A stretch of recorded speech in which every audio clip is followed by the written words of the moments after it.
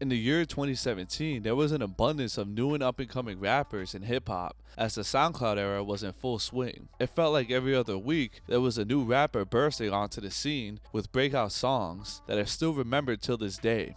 With varying degrees of quality, of course, but off the back of the legendary XXL class of 2016, it was clear that there was a new day, with rappers dropping era-defining songs for what felt like every other day. But while the face tat, colored dread, and more rambunctious style of hip-hop, widely known as SoundCloud rap, was in full swing, a group of like-minded rappers, singers, and producers would take over hip-hop on their own terms, with a style of catchy, experimental, boundary-pushing, and quirky iteration of the genre. Of course, I'm talking about Brockhampton.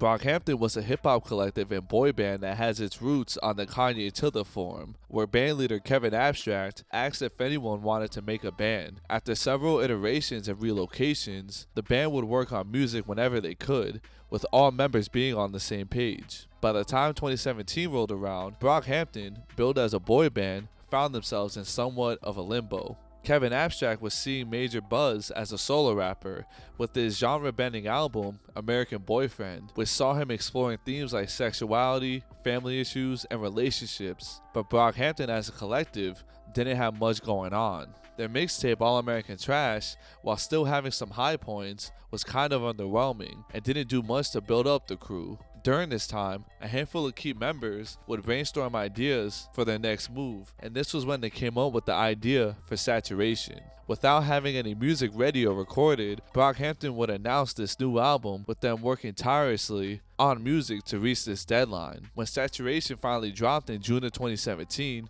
it made the whole hip-hop world take notice. Saturation was a blend of hardcore hip-hop and alternative R&B with both experimental and pop sensibilities that may seem like opposing styles, but it just worked. It really worked. It caught everyone's attention in the hip-hop underground, with the group seeing a new level of buzz and hype around their name, with notable reviews driving more attention to Brockhampton. But playing on the title of Saturation, the group would strike while the iron was hot and saturate the market with their music, with them dropping Saturation 2 in August and Saturation 3 in December of 2017. But each time they dropped, the boy band would gain more fans, recognition, and widespread acclaim, not only in hip-hop, but the wider music fandom, as they topped end-of-the-year charts throughout publications. This would also see many new fans, since viewing them as a boy band acting more aligned with stan culture as seen with Nicki Minaj or Taylor Swift, which would deeply affect how the story played out. Throughout the whole of the Saturation series, the band would balance these lighthearted and quirky bangers with songs that were deeply emotional and introspective, which saw members of Brockhampton opening up about their personal struggles and vulnerabilities in a transparent way, which really resonated with listeners. Each member's subject matter, of course, would vary, but somehow it all blended in a cohesive way, as these different stories were held together by these deeply layered beats that varied in style, brought to life by production duo Q3 and Romero Hernani. The amount of success, buzz, and attention the group were able to attain, matched with the high quality music they were able to drop in such a short amount of time, would see them eventually signing a deal with RCA that was worth $15 million for 6 albums released over 3 years. While riding on this high and getting ready to drop their major label debut titled Puppy, there were a set of allegations against Brockhampton member Ameer Vann that would not only threaten to put the momentum they built to a screeching halt, but maybe even put everything they worked so hard for in jeopardy. Eventually, it was decided that Ameer would no longer be in Brockhampton, with it being reported that he was kicked out of the group. In spite of them still pushing forward with their album Iridescence, which was still a quality album, their sudden change in sound and fans being split on their decision to remove Ameer from the group would prove to be crucial, as things were never really the same after this. But as it was still pushed forward, fans were not only split on how they handled the Ameer situation, but also on the quality of their output. It seemed like after signing with RCA, everything that could have went wrong did for the group, as they were faced with the reality of fame and stardom and just how quickly things could change. Even though they were still releasing great music after Ameer's departure, and even having a full-on hit with their song Sugar, it was clear that the boy band was burnt out with their relentless work rate and continued fan scrutiny, so they lost a bit of steam. In 2022, the band suddenly canceled the Here Right Now tour that was planned in support of their 2021 record titled Roadrunner, and announced that they were going on an indefinite hiatus. They will go on to drop their final album later in the year with The Family, that strangely only featured bandleader Kevin Abstract, and the next day they dropped a surprise album titled TM, which featured all the group members. These two records were critically panned, as a lot of fans were left unsatisfied, as The Family was essentially a Kevin Abstract solo record, and fans felt like the energy and chemistry wasn't the same on TM, with some commenting that it felt phoned in. The consensus online is that they truthfully went out sad, and this was an underwhelming end to what was once the most exciting and boundary-pushing act in modern hip-hop. In the years following their breakup, they have been the subject of memes and jokes online, which I can't even lie, some are kind of funny, but a vocal minority of their fan base looks back at their quote Brockhampton phase with contempt, which I'll explore deeper in this video. But with it being a few years since Brockhampton officially broke up, I want to go back and tell their whole story. I want to show how this boy band went from their humble and disorganized origins to relocating to a different state and moving in together to really focus on music, their state of limbo, and how they all got onto the same page in order to turn their creative hobbies into their careers, as they took over hip-hop in only 6 months to become one of the most buzzing acts of the late 2010s. But of course, I'll go in depth to show the allegations against Ameer Vann and how this changed the trajectory of the boy band, which saw them go through a tumultuous few years and a split in their fan base that ended in the boy band breaking up in 2022. So with all this being said, this is the rise and fall of Brockhampton. But before getting into the video, I just want to say, make sure to like, comment, subscribe and all that, because that really helps out with the channel, and that'll help me be able to put out high quality documentaries at a faster rate. But with all that being said, let's get into it. AliveSinceForever should be what you niggas scared of. Spit these words, bro. So, the story of Brockhampton truly starts with the story of their de facto leader, Kevin Abstract. Kevin Abstract, born Clifford Ian Simpson, was born on July 16, 1996, in Corpus Christi, Texas, and not much is known about his childhood, but from what is known, his father wasn't much of a presence in his household, with him even telling The Guardian that he never even seen his father's house, and his mother was distant, with him explaining in the same article that he didn't even know what she did for work. But once Kevin started to come of age, he began to distance himself from his family, as he realized his sexuality conflicted with his family's strict Mormon beliefs, which made him feel ashamed. But during this time, he always had his love of music and cinema to lean on, which would deeply influence his creative output in the future. Kevin Abstract started making music in 2007 at just 11 years old, and he was even known for rapping in school, with videos of him freestyling, performing, and being in rap battles emerging years later. Once he gathered enough songs he was confident in at this young age, he started dropping music like The School Bus Chronicles in 2010 and Beyond Our Dreams in 2011, which you could easily find videos from this time on YouTube. The song Outsiders is a bright and anthemic pop rap song that kind of reminds me of Chitty Bang, and it's clear that this early on he knew what he was doing. While it would take him a few years, of course, to grow into his style, it was surreal that Kevin Abstract was this young with the fortitude to just make music and put it out there.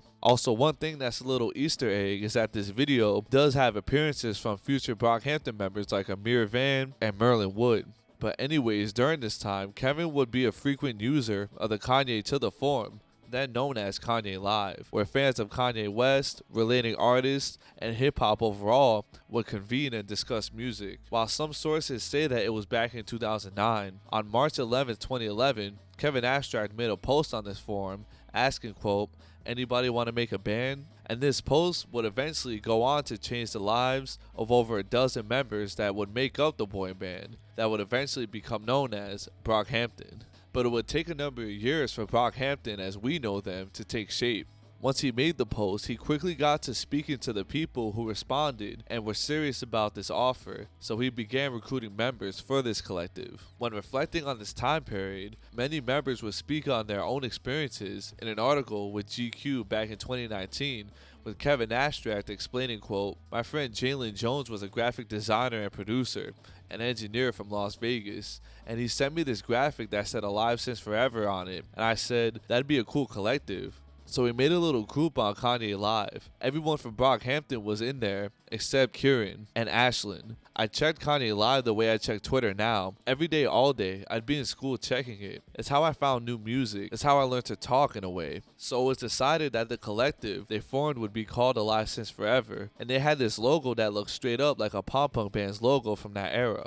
If you know, you know. But the group grew in numbers as comments were flooded with people wanting to join, and after convening, the group would have over 30 members involved. Now, in spite of this mythic story of how Brockhampton formed, not all of them met on this forum, but a good amount of them did. Side note, I want to mention that Kevin Abstract actually ran away from home around this time, at the age of 15, where he was staying at a friend's house for a year before moving to Georgia to live with his sister. But I guess he would find his way back to Texas, and this is where he would meet people like Merlin Wood, Matt Champion, and Ameer Vann while attending high school in the Woodlands, Texas. Kevin would also meet Joba as he was working at a recording studio, and he was actually hired as a recording engineer. But eventually, Joba was asked to join AliveSinceForever, but the rest of the collective would meet on Kanye Live. But also a good chunk of the group would be from Connecticut as well, like Romero Hermani, Don McLennan, Ronnie Tenner, and John Nunes, who all worked on music together briefly before joining AliveSinceForever. According to the same article, Kevin would meet people like producer Romero Hermani and Robert Antinier on the Lupe Fiasco section of the forum. Romero would also explain in this article how HK was a legend in the covers thread, and in this thread, there was a specific section where people would make their own covers for songs already out, and everybody would be waiting for HK's covers. The quality of HK's graphic design work is what got him in AliveSinceForever, as he made a meme where he put Obama's face over a 2 Chainz album cover, and it said #2terms, with it blowing up on the forum, and he was quickly added into AliveSinceForever. Producer Jabari Manoir would explain how he gravitated towards Kanye Live, since being from Grenada, there was no one in his area who had similar interests, and he wanted to meet like-minded people. Also, Ramil would meet Northern Irish singer Kieran Bareface McDonald when he was introduced to Ramil through a mutual friend during a recording session in New York City, and he would also join the collective. Also, in the same article, many members would comment on how impressed they were at Kevin Abstract being so young but putting out music. With Ramil saying, quote, "Being 12 or 13 myself, I couldn't even fathom the ideas this guy was coming up with." Dom would add to this by saying, quote, "I don't know many people who had like 3 or 4 mixtapes out before they were 17 years old. Regardless of whether they were objectively good, there was a commitment to being an artist." Lastly, manager John Nunes would also add to this by explaining, quote, "Making music was kind of an idea, and then it was like, yo, who the fuck is this kid? Like, he's younger than all of us and he's creating a movement." We definitely felt that. It was magical in a sense. It just seemed like a bigger idea than it really was, but we got it there. Which truly goes to show how dedicated and focused Kevin Abstract was at this early age to create and make it in music. So once AliveSinceForever was formed and he found people all over the world who were on the same page, they quickly got to work. So how many members made up AliveSinceForever is really unknown, as there's conflicting reports, but it's generally agreed upon that they had about 30 to 40 members scattered across the globe. And they did manage to convene and play some small shows together, with each show having varying numbers of members involved. But in 2013, the group would drop their first and only project together, titled the ASF EP, on July 9, 2013. And kind of like All American Trash, a few years later, this EP was really made to highlight the individual artists that made up AliveSinceForever, as there were more solo songs with only a handful of members featured on them. But this tape surprisingly featured a lot of the key characteristics of what Brockhampton would become known for, just more stripped back and of course less developed, as many of the songs are loud, synth-heavy hip-hop, clearly inspired by Kanye West and early Odd Future, with some songs being kinda spacey with more of a cloud rap type of feel. Even this early on in their career, in spite of them definitely wearing their influences on their sleeves, they came through with a really solid EP that showed a lot of their potential. A lot of the raps are standard for that era and really don't stand out too much, but it did show how competent they were at their craft this early on. The beat on Pizza Time with Don McLennan and Mike Curb, aka Ronnie Tenner, sounds heavily influenced by Odd Future and sounds like it could fit perfectly on Mike G's mixtape, Ali, but both Dom and Mike Curb trade smooth verses that really showed their potential. Rabbits is a hardcore hip-hop banger with a hard-hitting beat that reminds me of Bastard-era Tyler, and it also has a video which is fun to look back on, which shows them this early on in their career. The solo track Round 2 features a bright soul sample that's laced with a blasting cornet sample, and Mike Curb comes through with some smooth raps that fits the beat really well.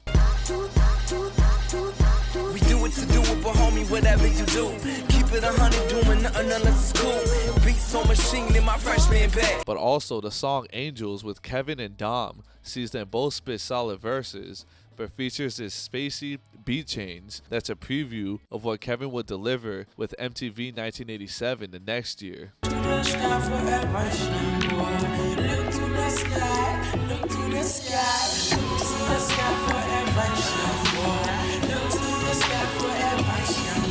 But also, Ameer has some pretty good verses throughout this EP. Overall, this is just a really enjoyable mixtape that personally, I was actually really surprised at how much I liked it when going back to it, as it's clear that I really liked this style of alternative hip-hop. They were obviously influenced by the likes of Odd Future, Kanye West, Kid Cudi, Frank Ocean, and other contemporaries that made up that era, but it's clear that the rappers and especially the producers that made up AliveSinceForever had a distinct style that would go on to be developed further as the years went on.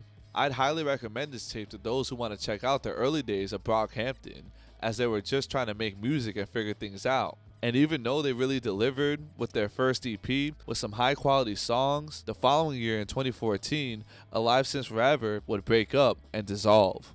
She could see my final form. I can see your magic. In spite of the fact that AliveSinceForever would come out with an engaging EP that had a lot of potential with some really great performances, Kevin Abstract began to get frustrated with the lack of coordination in the collective, as they were very decentralized. There was a sense of cohesion only with a handful of members that made up the core of the collective. This was due to the fact that they had 30 to 40 members across the world working to establish their own solo careers in their own area with different objectives. Kevin Abstract would tell GQ that what inspired him to end AliveSinceForever was a phone call that he had with Merlin, where the two would discuss the collective, and Kevin said, quote, Merlin said something really poetic about how if you're building a house and you don't have the right pieces, make a new house. And I was like, fuck, I should just start over. And this was the inspiration of the restructuring that would lead to the formation of a new collective. During this time, Joba would move to San Marcos, Texas for college,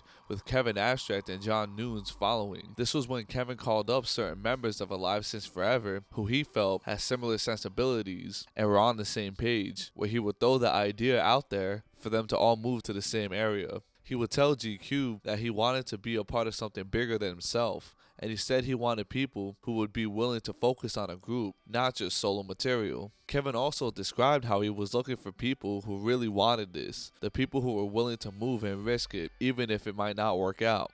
Side note, there's actually a pretty funny story on how Jabari didn't get the initial call to join the group, as he was partying a lot, so a lot of them thought that he was doing drugs. As in this same article, Kevin would comment on how his posts were just different. But anyways, the members who were selected to be a part of this new group would all move to San Marcos, Texas in order to make their dreams of making it in music into a reality. And this is how Brockhampton was formed. Brockhampton would see the 30 plus members who were involved in AliveSinceForever get shrunken down to about a core 16 members, with Brockhampton being rappers Kevin Abstract, who was the de facto leader, who also directed videos and provided creative direction, as well as Matt Champion, Don McGlennon, Ameer Vann, and Rodney Tenner. The singers would include Joba and Bareface, who also helped out with production. The producers of the collective were Q3 members Kiko Murley and Jabari Manoa, as well as Albert Gordon and Romero Hernani. HK would help with creative direction and was the group's graphic designer. Robert Antinian would be the group's web designer and help out with production as well. Anish and John Nunes would be the group's manager, and Ashlyn Gray would also join the group about 2 years later in 2016, as he would be their photographer and videographer. But when reflecting on this time period, Dom would tell GQ magazine, quote, "The main difference between Brockhampton and AliveSinceForever, outside of the sheer number of people in the group, was that there was not really much autonomy or control or leadership in AliveSinceForever. It was just a bunch of solo artists doing something. So with these changes, they would not only see structure being added to this once fragmented group, but they would also start to see some serious headway towards their goal of making it in hip-hop. But later that year, in July of 2014, Kevin Abstract would start to make some serious waves in the hip-hop underground when he dropped his solo album titled MTV 1987, and the album actually dropped on Kevin's 18th birthday. The album is a dark, moody, drug-laced project that sees Kevin blend styles like pop rap, alternative R&B, and synth pop with finesse. The album would feature Matt Champion on the song Snakes, but aside from that, Brockhampton producer Romeo Hernani would handle most of the beats, with help from fellow Brockhampton members Kiko Murley, Robert Antiniat, and Merlin Wood. The lyrical themes focused heavily on hedonism, drug abuse, partying, toxic relationships, and to be YouTube friendly, let's just call it self-deletion. But the beats on MTV 1987 are synth-heavy that sometimes just wash over songs with an intense atmosphere, like on the first half of Hell/Heroina or on Snakes or Diga's Park. Notably, during this time, Kevin was still closeted about his sexuality, so this album serves as a sharp contrast to his later work, as his style was more developed and he spoke openly about his queerness, which may have played a part in Kevin Abstract removing this album from streaming years later. Although this album is inspired by the likes of 808s and Heartbreak style Kanye, Kid Cudi, Frank Ocean, and other poppy and moodier acts of that era, he executes his style very well as he shifts from loud, synth-laced bangers to smooth R&B sections, which is a dynamic he plays on very well, like on the standouts Rush, Drugs, and Hell/Heroina. Camp Green Lake is a smooth guitar-led track that features a catchy chorus that feels more fitting of an emo-leaning pop song, which is a style he would hone on later albums. Overall, this is a really good album, even if it really didn't stand out compared to his later releases, and he was also still heavily influenced by his contemporaries. It was an important one, as it did a lot for both Kevin Abstract and the whole of Brockhampton, as this was the very first time the music industry and major publications took notice and covered this album, as it was featured on the likes of Billboard, Spin, Pigeons and Planes, Complex, as well as blogs like Two Dope Boys, with them commenting on the experimental nature of the record and how it mixes this with more pop sensibilities, which is a style, of course, that the whole of Brockhampton would share and develop further over time. The next year in 2015, Brockhampton would really start to build up their catalog as a group and a collective, and I want to note that this early on, they were a boy band. Kevin would tell GQ how he wanted them to be a boy band because it would be funny and ironic, which makes sense as they would essentially be redefining what a boy band looked like in their own vision, as each member brought something different to the table, and of course, boy bands have more of an association with bubblegum pop as opposed to hip-hop. But anyways, in January of 2015, Brockhampton would drop a video series called Dreams Die Young that has since been deleted, but you could easily find it online. In Dreams Die Young, the various artists that make up Brockhampton would speak on things like their aspirations, intimate moments in their lives, their dedication to their craft. Some members like Ameer would just read a poem that would reflect on him taking this risk with Brockhampton and the uncertainty of their dreams. But overall, this series is just a trip to look back on, as we all know it worked out in the end. Later that month, they would also drop their first song and single with the song Bed Eye, which is truthfully pretty good and probably my favorite from these early crop of songs, as Kevin, Ameer, Matt, and Merlin would rap over this loud and abrasive synth-laced track, which was definitely a signature style for them. But Joba would also come in briefly for a mellow break in the middle of the song, but like a lot of their earlier work, they were still honing their craft. Quick side note, it's clear that moving to San Marcos together was a big step for them, as now this group that was once internet-based with no real home station was now creating together consistently and slowly growing their chemistry together as musicians. This is also proven by members like Kevin Abstract, Bareface, HK, and Ramil making a shoegaze and dream pop style EP together in a band called No Wi-Fi, with them dropping their Memorial Day EP in May of 2015, with each member going by synonyms, and the description for this album on Bandcamp reads, "We made this album in a week, in Cohen's parents' garage. We hate Cohen's parents, we hate ourselves. The only thing that matters is the summer. Here's our album." Which I'm not sure who Cohen's supposed to be, but I just wanted to mention this interesting piece of lore, because as I was writing the script, my brother actually brought up this album to me. So shout out to you. But the boys in Brockhampton would never really expand on this band or style aside from Bareface's solo songs, like on Quiver or Gemini. But even then, this right here is a full band. So while it's not as skilled as their contemporaries in the genre like Were, Nothing, Basement, or Hyperview era Title Fight, this is still some seriously catchy and really put together shoegaze and noise pop, as the production is fuzzy, noisy, and lo-fi. But the soaring vocals from Bareface and the guitar melodies are just so catchy and memorable in my eyes.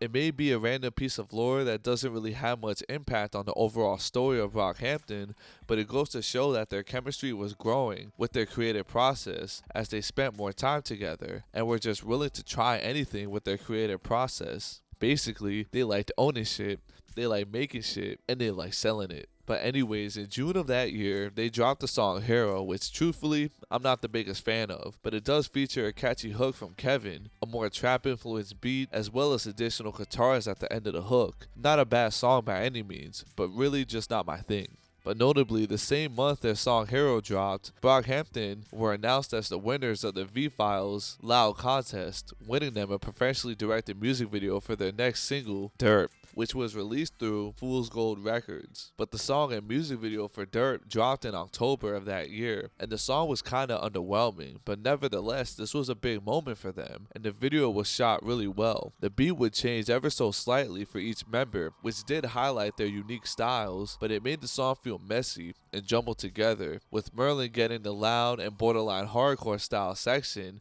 to end off the song. But I will say, Joba did spaz on that hook. Even if these early songs varied in quality and may not represent what Brockhampton would be known for, it was a step in the right direction as they were sharpening their skills and honing their craft, trying stuff out and doing it while not being afraid to just put it out there, which I might add is something a lot of aspiring artists get stalled in as they fear what people might say or being judged. Going into 2016, the boy band would build on the small buzz they built for themselves, with the singles they released and Kevin Abstract making waves in the underground. So on March 30th, 2016, Brockhampton would drop their first official project with the free mixtape titled All American Trash. But in spite of this mixtape being a group project, it would serve more as a showcase of the individual artists that made up the group, as the songs were built as, for example, Flip Mo by Merlin Wood featuring Don McLennan. This actually isn't uncommon though, as Odd Future's early mixtape had this formula, as well as the Sex Tape by Pro Era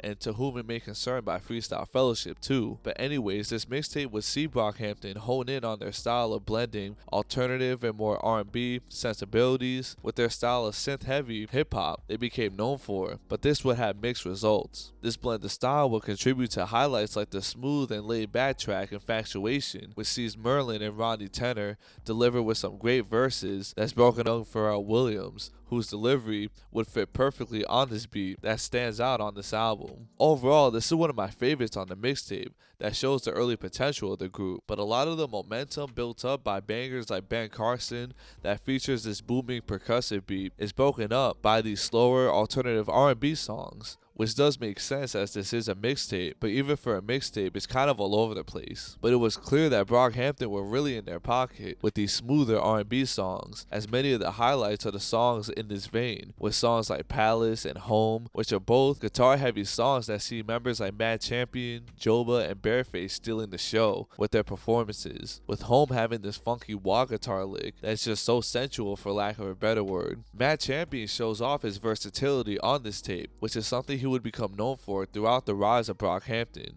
Michigan with Kevin Abstract is another high point, as Kevin sounds like a young Three Stacks on here, with yet another catchy hook, which is a key characteristic of Kevin's style, but the more mellow pre-chorus is my favorite part of the song. But I do want to mention real quick that Rodney Tenor really does deliver on these more melodic songs, which does make me wonder how he would fit on future songs had he not left the group a year later, cause personally, I could see him fitting really well on songs like Face or Swim. Lastly, the closer Lost in Love is a moody and sentimental song that has this jazz break in the middle of the song that is just incredibly executed. I will say this mixtape is definitely a mixed bag and can be inconsistent at times, They didn't have the chemistry just yet to make strong, captivating hip-hop songs, as some of the songs in the style did fall flat, as it was obvious there was a gap in talent, and some members just weren't as developed, or the dynamic within the group wasn't all the way there yet. But Brockhampton had a clear vision and kept on pushing with their creative aspirations. So while Brockhampton were getting their feet wet by releasing their first project and testing their chemistry, they would decide to relocate this time to South Central Los Angeles, which makes sense as LA has always been a creative hub, especially for music and cinema. They were inspired by the film The Social Network to do so. But during the time that Brockhampton dropped All American Trash and moved to LA, Kevin Abstract was working on his follow-up to MTV 1987, which would be a departure from the style of music he was making previously, but simultaneously, it would see him build on his approach of seamlessly blending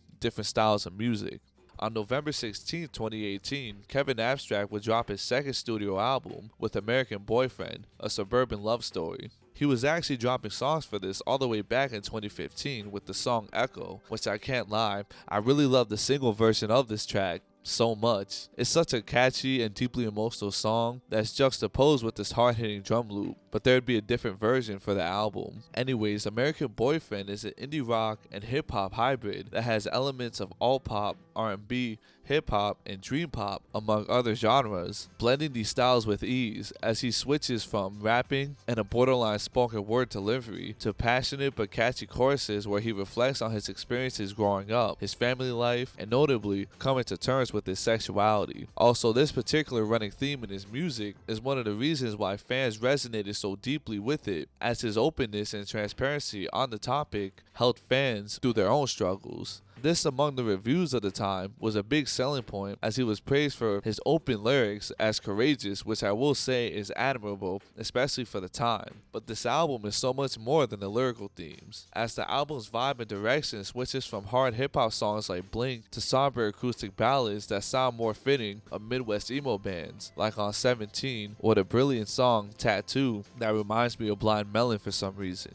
Although many publications praise the album, American Boyfriend has a mixed reception, and even now it's insanely polarizing, with people either absolutely loving it or hating it, which I can't lie, during my initial listens back in the day, I only really liked a few songs. But going back to this album during this video, I can't help but love the album as it's such a unique listening experience. And no track highlights this more than the song Yellow with Man. I could go on and on about this song. One of the biggest songs off this record is the song Empty, which has a music video that caught everyone's attention as it features a man named Summer LaBeouf, who's a high school football player who's engaged with an affair with Helmet Boy, played by Kevin Abstract. And when he is caught by his girlfriend at the end of the video, he presumably takes his own life. This video and the unique sound presented on American Boyfriend would see Kevin Abstract's profile being raised even more, and by proxy, this would help Brockhampton out immensely. Kevin was now having more articles written about him, where he would make sure to always mention the boy band and their role in his story. His style and subject matter made him stand out, and even as early as 2016, journalists were intrigued by Brockhampton's DIY in-house ethos and how they formed online but dropped everything to pursue their dreams. Even if they were literally just starting to make a name for themselves, their dedication was inspiring to fans and intriguing to the music world. But standout songs on this album for me are Paper Cut, Tattoo, 17, Yellow, Blink, and Runner, with me personally loving the more moody and somber sections of this album. But lastly, I do want to mention that Helmet Boy was sort of a creative outlet for Kevin Abstract at this time, as it served as him expressing himself not in music but through cinema and film, and Helmet Boy was his vehicle. He hasn't spoken on it too much, but Kevin Abstract grew up during the peak of celebrity worship, with paparazzi following stars wherever they went, and Kevin had a deep fascination with stardom, celebrity,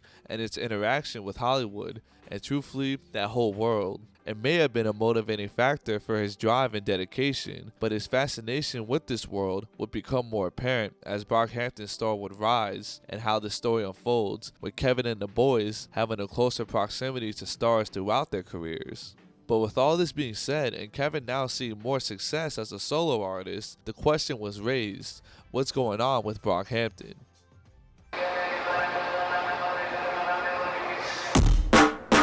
The praise and success American Boyfriend got was a huge step in the right direction for Brockhampton. Kevin Abstract was seen at this time as a rising star in the music industry, especially with his eclectic blend of indie rock, soaring pop influenced melodies, and hip hop that deeply resonated with fans. And this would be seen with the increased media coverage of Kevin Abstract, where they focused on his story and how this reflected in his artistry. But going into 2017, the group saw some changes. Sometime in 2016, members Ronnie Tanner and Albert Gordon would no longer be a part of Brockhampton. Although nothing is confirmed, it's heavily speculated that Ronnie Tanner left Brockhampton to pursue a career as a music teacher, with him seeing success in this field, which I find really commendable. I'll just use this as an opportunity to say, pay teachers better, man. But also, he would start releasing music under his real name, Michael Kirby, which is very underrated and really well crafted.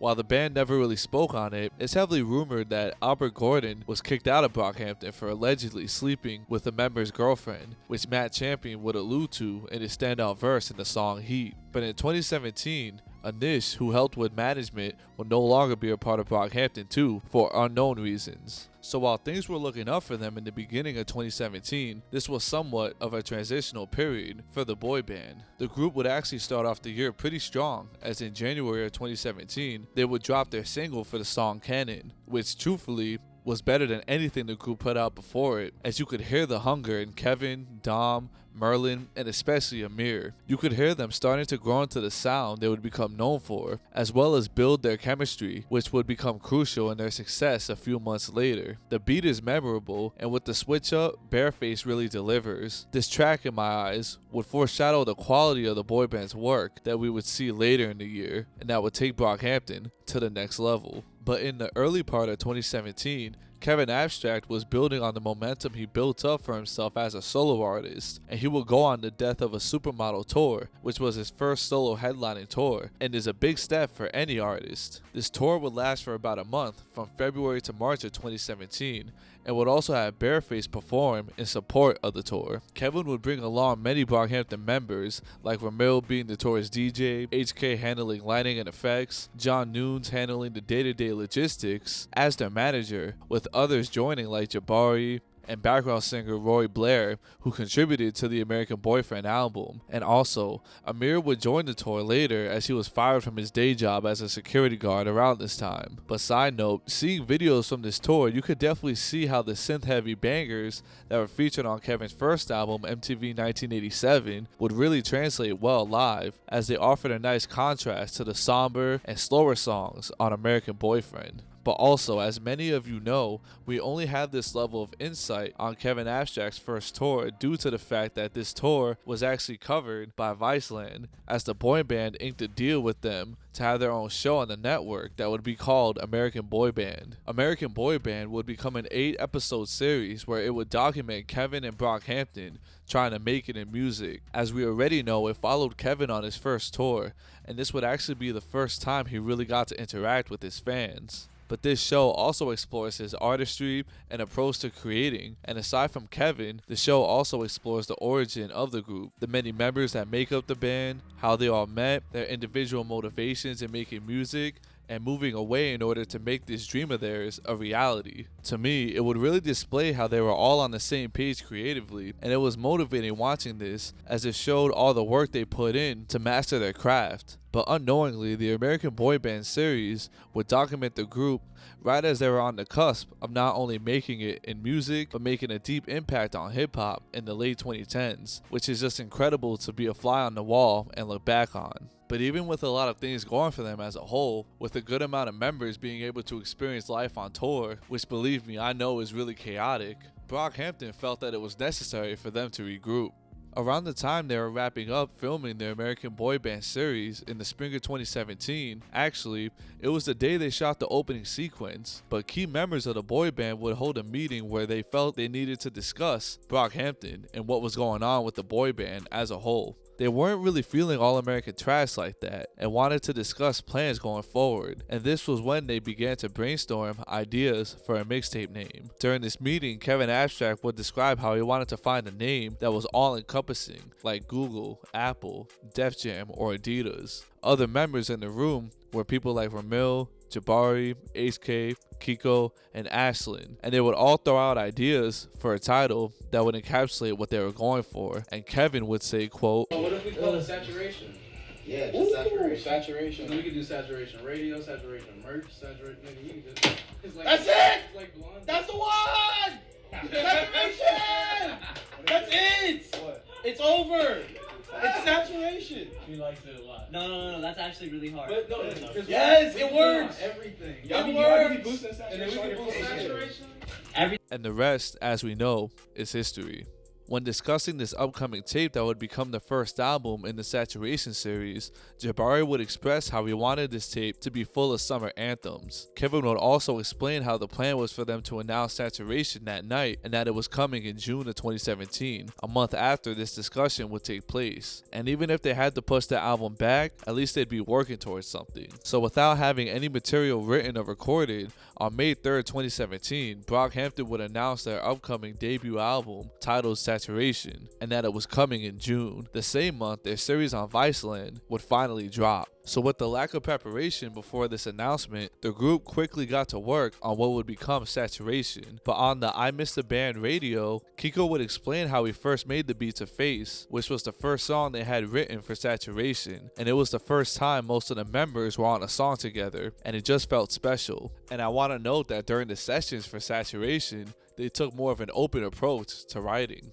as each member would just throw every idea they had at any given song without judgment. Then they would eventually go back, trim it, and develop the song further. And sometimes, as seen with the drafts, these songs would have completely different structures, which I want to mention is a really clever approach to creating, as every member of Brockhampton has their own strengths and styles, bringing each song a nice balance and contrast. This approach seemed to work, as they were writing songs at a rapid speed, and these songs were unique, with it being at an unparalleled level of quality as a group. Kevin would explain in the GQ article how the inconsistent sessions of their prior work would directly influence this approach, with him telling them, quote, "My issue with what was happening with Brockhampton prior to Saturation was we'd make something that was really cool and we'd be off it right after we did it. So with Saturation, as soon as we caught something, I wanted to keep milking it until it was dead." But the boys would not only have enough songs for one album, but a few more projects if needed. They were making that much music, and this would plant the seeds for the group deciding to saturate the market with their work in the later half of 2017.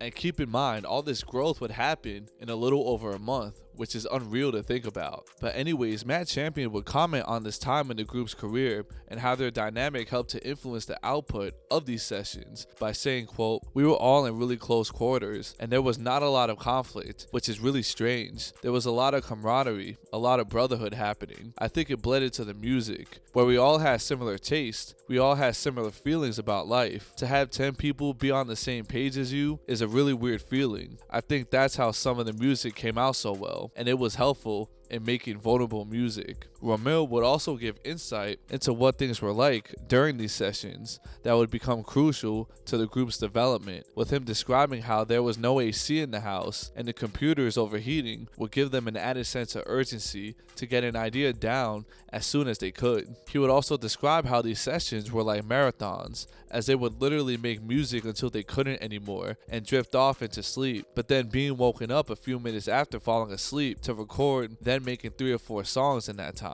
This was actually how the song in the second half of the video of Star was made, with this being known among fans as Luca. So now I could see why Merlin was knocked when they were making Star. But as rewarding as this was, with the group tapping into an unprecedented level of creativity, it was also a lot on them to pump out this music, basically making a full record in only a month, all while most of them still had day jobs. Jabari would speak on this in that same GQ interview, where he would say, quote, "We had to grow up really fast. We had to figure out how to make it work in a whole different environment while being broke and still trying to pursue our dreams. It was tough, but I'm very thankful for that experience." During these sessions, they even knew that what they were doing was truly special, as Joba and Kevin would discuss this feeling during a session, with them expressing, quote, "Never done this. Oh, sick. Hearing everybody on one song is so crazy." Dude, we've really come a long way since we're doing it. I know. That break was necessary. Yeah. So necessary. Just like we had Bad Eye, Hero, I don't even want to talk about it, Dirt, and then we did AAT. But this is so different. AAT wasn't even like everybody on one song. Exactly. We It weren't was a ready. compilation. We couldn't do it. It's for a boy band now. I think everyone. This is caring. This is great because we're also Seriously. pushing each other to like go harder. Seriously, I'm Go writing, hard. dude. I got y'all coming correct. But as the amount of quality songs was starting to pile up and they started to meet their deadline, they really had to zero in on what would be the core of the Saturation record.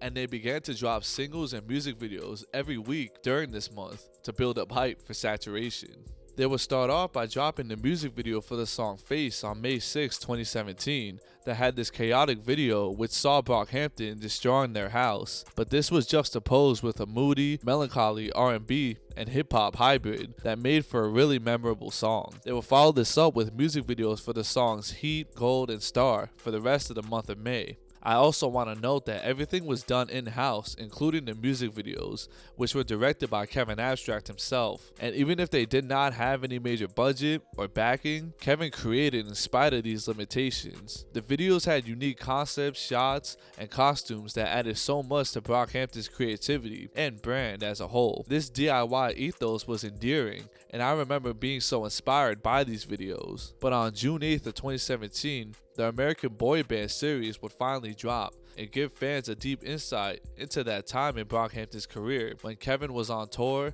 and the rest of the group were on the cusp of something truly great. And that was the same day they would drop a music video for the song Lamb, which was a standalone single. This version of the song is upbeat, bright, sunny, and optimistic, with the music video almost feeling like a celebration as they finished this album in such a short amount of time, and they knew what they made was different and special. But soon, fans will know it too, as the day after, on June 9th, 2017, Brockhampton would drop Saturation, which would become the first installment of a series of albums throughout the rest of that year. And in spite of them making this album in such a short amount of time, they truly delivered. It could have been the sheer amount of songs they made during these sessions, or the lack of judgment in the creative process, their hunger to make it, or a combination of factors, but Saturation is undoubtedly such a unique listening experience, as they experimented with a wide variety of sounds and styles, but executed them seamlessly.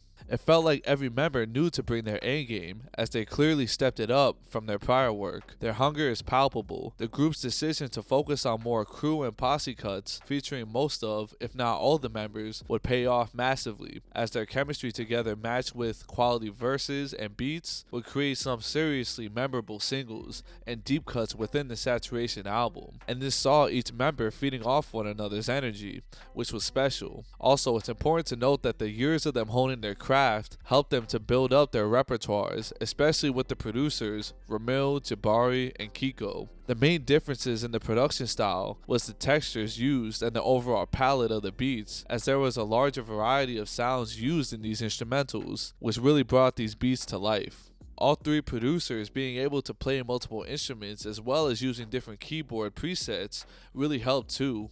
The years of making beats helped them to create their own distinct style of beat making, which was really refreshing, especially in that era. The Beat to Gold is a perfect example of this, as the little whistle melody used in the chorus is such an earworm, and is still one of their biggest songs to date. The songs on this album range from hard as nails bangers like on Heat, which had a borderline hardcore feel to it, but this song is actually the song where Matt would allude to the situation with a niche in a standout verse. These harder songs would be balanced out by more somber and reflective cuts, as well as by the more bright, catchy, and lighthearted songs. Speaking of these songs, Kevin Abstract really shined in this project, as he was responsible for many of the memorable hooks like on Gold, Fake, Bank, Boys, and many more that truthfully was a strong point for the boy band and added to their appeal. Hell, the hooks on many of the songs that didn't even make the cut are earworms. Brockhampton would show some serious range on this album, as they also had some more weird and out there songs,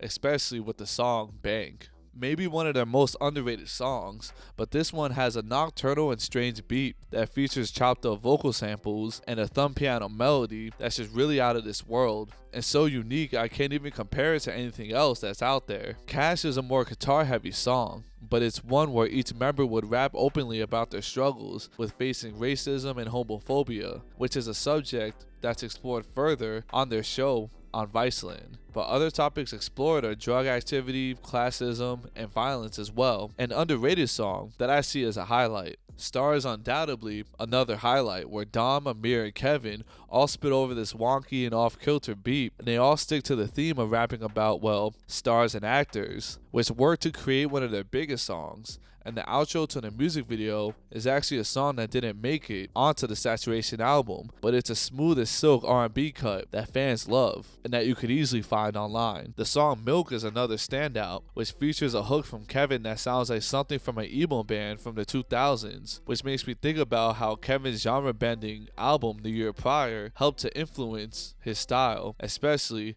with crafting choruses. I gotta get better at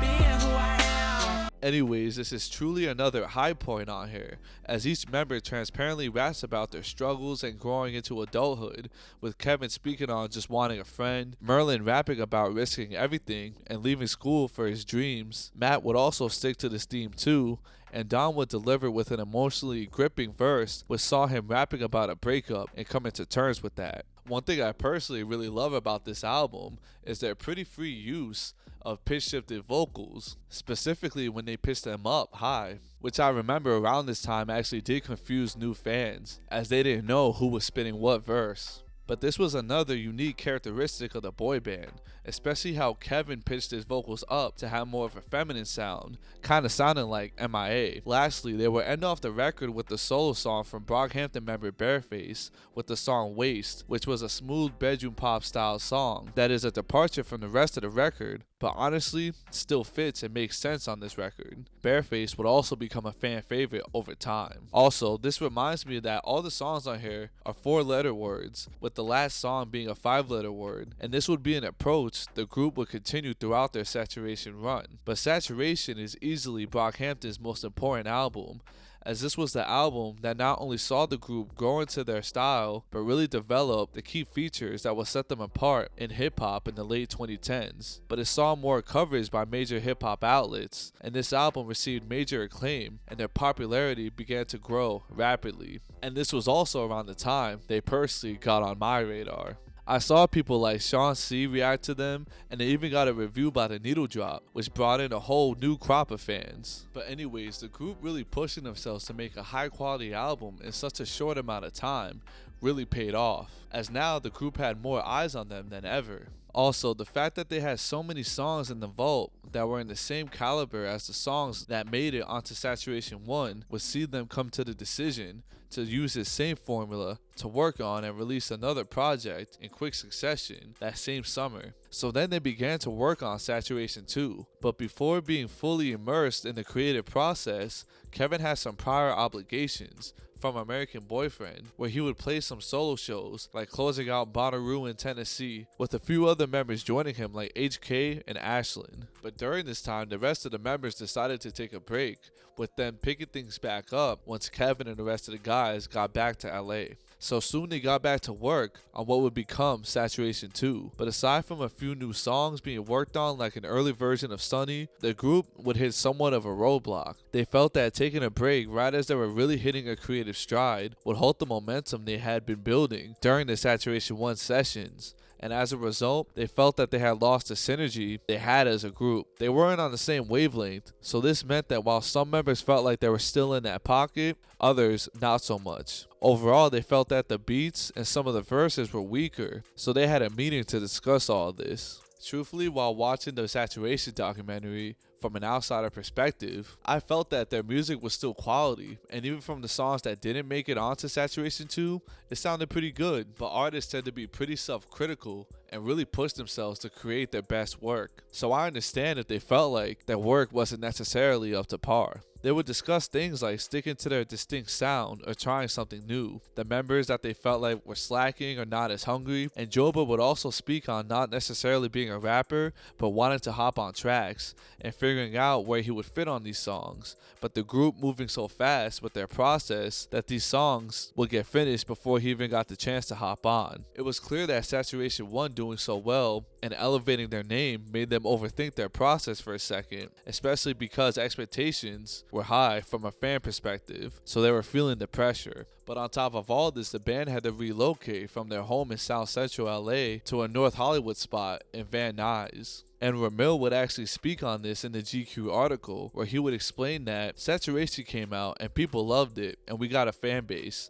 And it was like, oh fuck, there's like real expectations. We can't fuck the next one up. Sometimes it got to a point where I was almost apprehensive or anxious to work on something because I wasn't sure of myself for some reason. But that's the beauty of having all these guys. Everyone uplifts each other. So, slowly but surely, as they got settled into their new home, things would start to come together for the band as they started cranking out ideas on the daily and found themselves in their creative bag once again. The synergy they had during their Saturation 1 sessions was back, and they kept working on the second installment of Saturation. Around this time was also when Brockhampton would start to work with Ryan Beatty on a song from these sessions that wouldn't make Saturation 2, but was a beautifully haunting song that fans know as Peach. But notably, in July of 2017, the group announced their first headlining tour, which was called Jennifer's Tour, which would last from September to October of that year. But I really don't like to talk about Jennifer's Tour because I could have seen them in New York, but I didn't. I really fumbled that.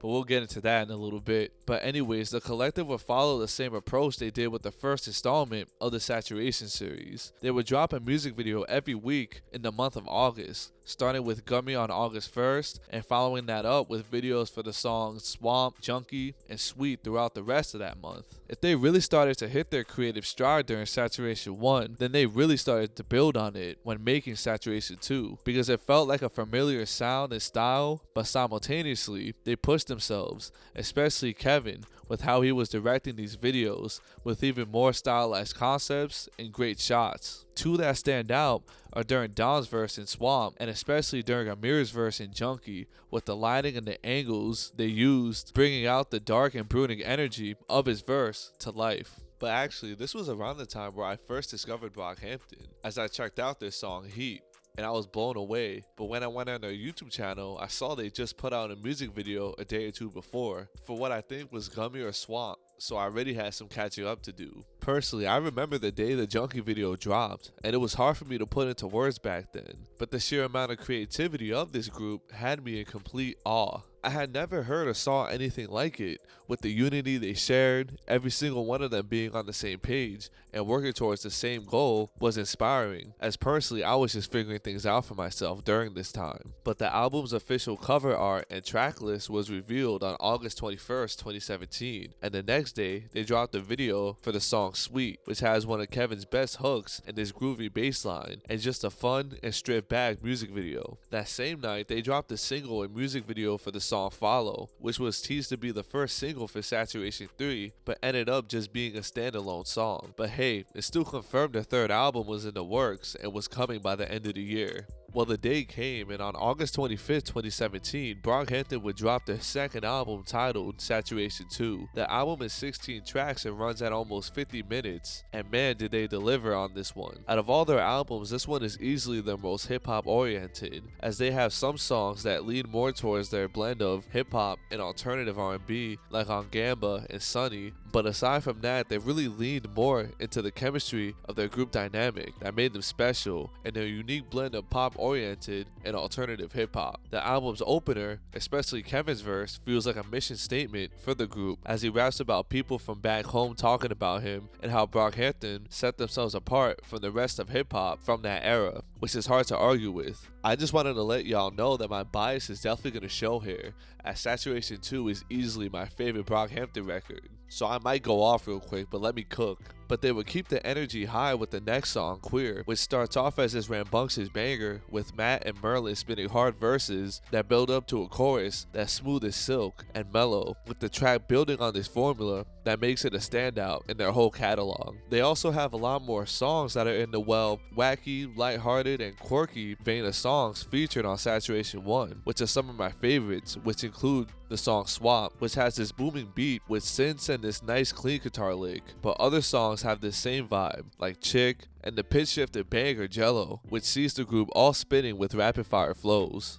Some songs saw Brockhampton pushing themselves to their limits creatively, as they may have still had catchy pop rap tracks with wide appeal, but they still had these way more out there and experimental songs that saw the boys trying something new. The song Junkie is another clear highlight, as not only does it have one of the best videos from this era, but the song is a loose structured masterpiece that opens with Kevin Abstract rapping defiantly about his sexuality and living his life in spite of being from an area where homosexuality is looked down upon, to say the least. Matt would rap about grape culture perpetuated by men who objectify women, and Dom would steal the show with the short but rapid fire verse, which serves as the outro. Fight is another example of this, as it starts out with Ameer and Dom rapping about their experiences as children being black in America and growing up to become black men, which is a complex dynamic faced by many, having to live among your oppressors. But they're rapping over this sitar loop, and then the beat changes in the middle that completely changes the pace of the song.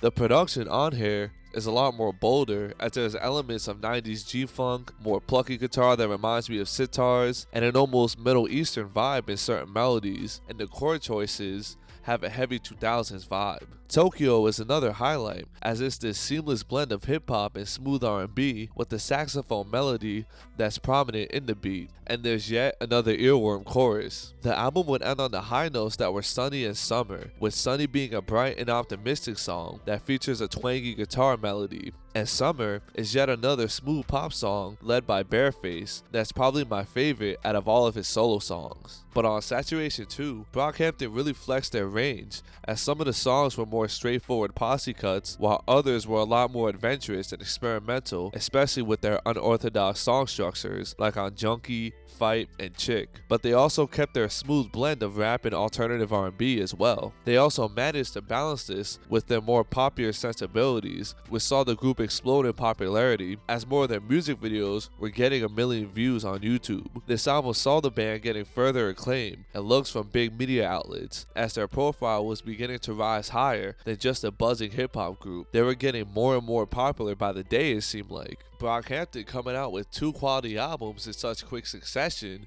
was a genius idea, as while some fans were just discovering them, there was more coming at a rapid pace. And there was more to come, as their plan to saturate the market with their music was working out beautifully. Only a few weeks after dropping Saturation 2, the boy band would go on their first headlining tour, with them selling out on multiple dates of this tour. This was a huge step for them, as just a few months before they were just trying to figure out what their next move was. But in the matter of 2 months, they dropped 2 high quality albums and built their name up so fast that they could not only headline a tour, but play sold out shows throughout the bulk of it. Their hard work was paying off greatly, and in spite of this, it's not like they were just bearing the fruits. They were still working on music whenever they could and preparing for their next album, Saturation 3. But as they got used to life on tour, they began to realize just how taxing it is. I've spoken about this before in other videos, but life on the road is a lot, to say the very least, as you're not only playing shows back to back, but you're playing a new city basically every day, and life on tour isn't for the weak. And once the boys realized this, they shifted focus on being on point for the tour, and when it was over, they would go back home to LA to really focus on the creation of what would become Saturation 3. But truthfully, I don't really want to spend too much time on Jennifer's tour, because I could have gone to this tour. Like, I really could have gone.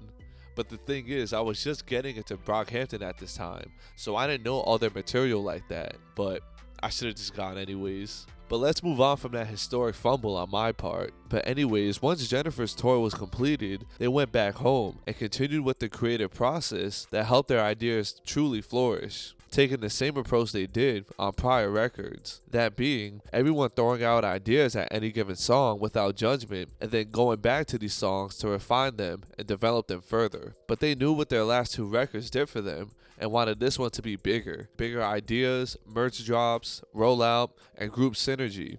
That's what they did as the ideas were coming, and they were just pumping out song after song, but they had to narrow them down in order to make a cohesive and grounded record. It's important to note that they were not only working to complete this album, but preparing for yet another tour, with them wanting this one to be bigger and more theatrical, but they would also have to prepare for their appearance at Camp Flog Gnaw, merch drops, and what would become the Saturation box set, which would include a documentary of them making this series. But also, I'm not really sure what it was, if it was the tour, more media coverage, or hype surrounding their name, but in between Saturation 2 and Saturation 3, the group absolutely exploded in popularity. as it felt like they were no longer just a cool new hip-hop group, but a full-on sensation, and that's the only way I could describe it at the time. That's really how it felt. Brockhampton's choice to market themselves as a boy band was working, as this decision would see them distinguish themselves in hip-hop during a time that felt like it was filled with up-and-coming and notable artists that were on the rise, but many fans would take them being a boy band quite literally. So as early as Kevin Abstract's album American Boyfriend, their fans would mostly consist of, well, teenage girls and college kids, with this trend continuing during Brockhampton's meteoric rise in 2017. I bring all this up because with Brockhampton reaching new heights during the saturation era, this would see the boy band having a dynamic with fans more akin to One Direction or Nicki Minaj, that being stan culture. So me and my twin brother interacting with other Brockhampton fans online during this time was interesting to say the least, as this was our first time interacting with stan culture, because during this time, we were just into the contemporary hip-hop of that time, that being artists like Joey Badass, Mick Jenkins, Chance the Rapper, and all that type of stuff. So to us, being into Brockhampton was just like being into a new hip-hop act. A new hip-hop act, mind you, that was absolutely killing it at the time. But with stan culture, there's a deeper relationship involved. This was my first time seeing parasociality in real time, like calling members by their first and government names, having a vested interest in certain members, their relationships and intergroup dynamics. Also, one thing I never knew about boy bands is that each member would have a clear personality trait, and this was definitely the case with Brockhampton, as Kevin was the leader or the queer one, Matt Champion was the player, Don was the lyrical one, Jobo was the wild card that had so many different styles, Merlin was the hype one, and Ameer was the gruff one. I bring all this up not to judge in any way, but just to explain how I saw this shift in their fan base happen in real time. And in my eyes, this shift would be crucial to how the rest of the story would unfold. But with the list of work to do and deadlines to hit, Brockhampton would stay relatively quiet for a few months as they were working on the completion of all these objectives until December 1st, when they not only announced that Saturation 3 was dropping, but that this would also be the final studio album by Brockhampton. But the group later clarified that this was not a literal statement, whatever that means, but this would kind of be prophetic as the story unfolds. But on December 12, 2017, Brockhampton will drop their first single titled Boogie, which features this blaring horn sample with short bursts of verses from each member, but the video follows the heist of a pizza shop and other chaotic shots that capture this energetic first single.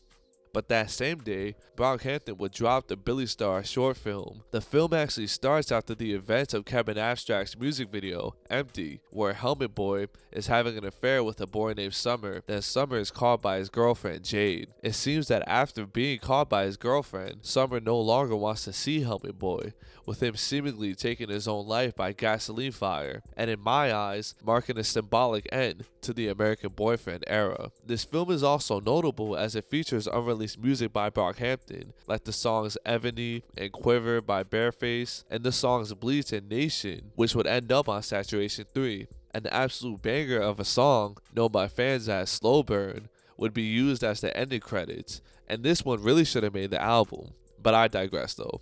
And I remember watching this film hoping that Bleach really made the album, which, as we all know, it did. But on December 14th, 2017, they would drop their second single for this album titled Stains, and this did not come with a music video, but it's still a fun track that has a nice hip house inspired outro. But the day finally came, and on December 15th, 2017, Brockhampton would drop Saturation 3, which is a record widely recognized by fans as their best, and this album would achieve widespread acclaim upon release. This album at the time was seen by critics and fans as their most diverse and genre-bending album yet, as there's a ton of beat changes, switch-ups, and nice but abrupt stylistic changes within these songs. Sister/Nation is not only one of the best songs off Saturation 3, but is the perfect example of this, as the first half, Sister, is an upbeat, fast-paced, and frantic song that sounds like a more hypnotic version of something Death Grips would put out, but it also has these wavy synths that was just amazing to experience live. Like, doing this video definitely has me going through memory lane. But the second half of the song Nation is a slow, moody, reverb heavy song that sounds like a shoegaze song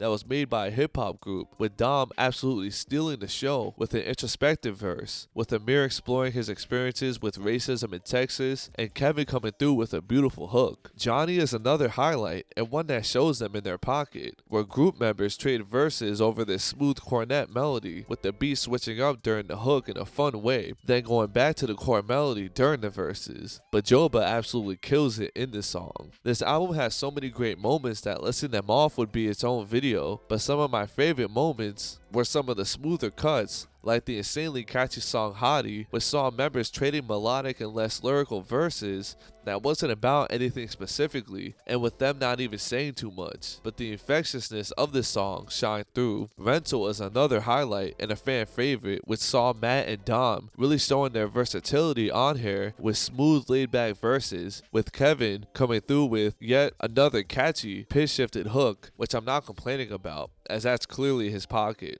Bleach is just such a vibe of a track, with these drawn out guitar melodies, with members coming through with emotionally gripping verses, and Bareface would end the song with these soaring vocals, making for what is one of their biggest songs to date. Zipper is another adventurous cut, where the beat is inspired by hip house and features this off-kilter sample, with each member matching this energy with syncopated verses, making this another high point of the record, and a song that translated so well live. Overall, Saturation 3 was a continuation of Brockhampton, coming into their own with a distinct and unique blend of hip-hop, alternative R&B, and experimental hip-hop, but still having enough elements of pop to become accessible on a worldwide scale. Creatively, they also built upon their chemistry they tapped into earlier that year, with members bouncing off each other to create some seriously captivating songs.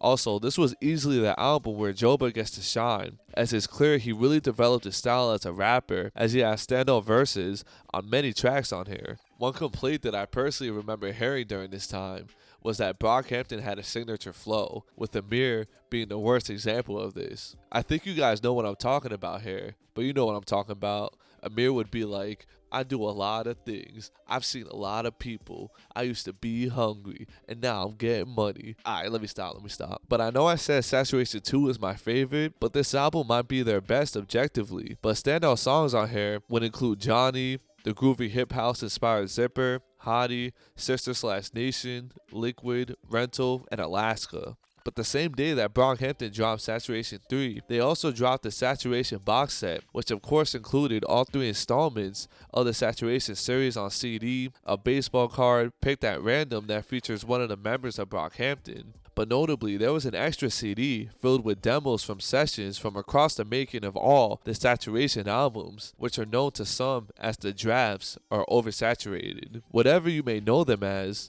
the drafts feature over 20 songs that did not make it onto the 3 albums we know as Saturation, as well as early versions of many of the songs that we know and love today. Some demos like Heat, Gold, and Sunny are pretty much the same, but more lo-fi and less developed, with the exception of Sunny, which actually has drums and a nice solo at the end. But other songs like Junkie and Fight may have had some of the same elements, but they feature completely different verses and song structures, which to me shows how methodical Brockhampton can be when crafting these songs. 1999, the only year that I remember.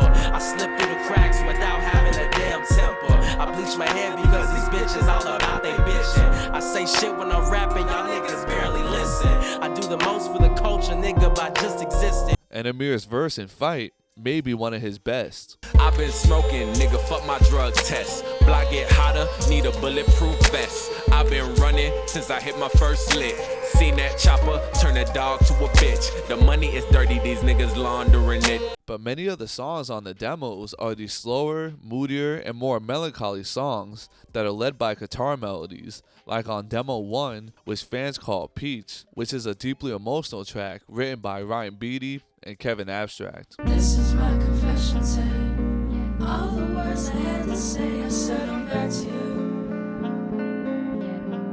There's even a 9-minute version of the song Lamb, which is a more emotional rendition of the song that sees each member experiencing loss in their lives, whether it was in love, with family, and Ameer rapping about his decision to end a relationship in pursuit of his dreams, and Dom would rap about almost losing his father to cancer. Demo 19, also known as Team Demo, is one of my favorites as it sees Bareface playing the melody for Team in a slightly different way, and rappers like Matt and Ameer would spit smooth verses with Bareface coming in on the hook and Joba hitting these screeching vocals with passion. Also the hooks, man. The hooks. Kevin was really in his bag, and the drafts show to what degree Kevin's skills truly were at making these simple yet memorable hooks. There's so many great moments on here that it really highlights how the group caught lightning in a bottle, as even the songs that didn't make the cut were so well crafted and are still songs I go back to today. And during the making of this video, I even went down the Brockhampton Leaks rabbit hole,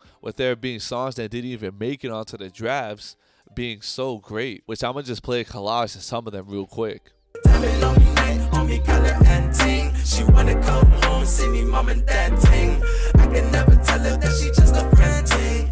I can never tell her that she just a friend ting. I paid for fame, I should've kept my receipts. Sold my soul for a handful of weed. Still got holes in my hands and my feet. I turn pain into Sprite with the lean. Mark of the beast, real big dog, need a bone and a leash. I quit my job in a car. You say you still ain't that proud.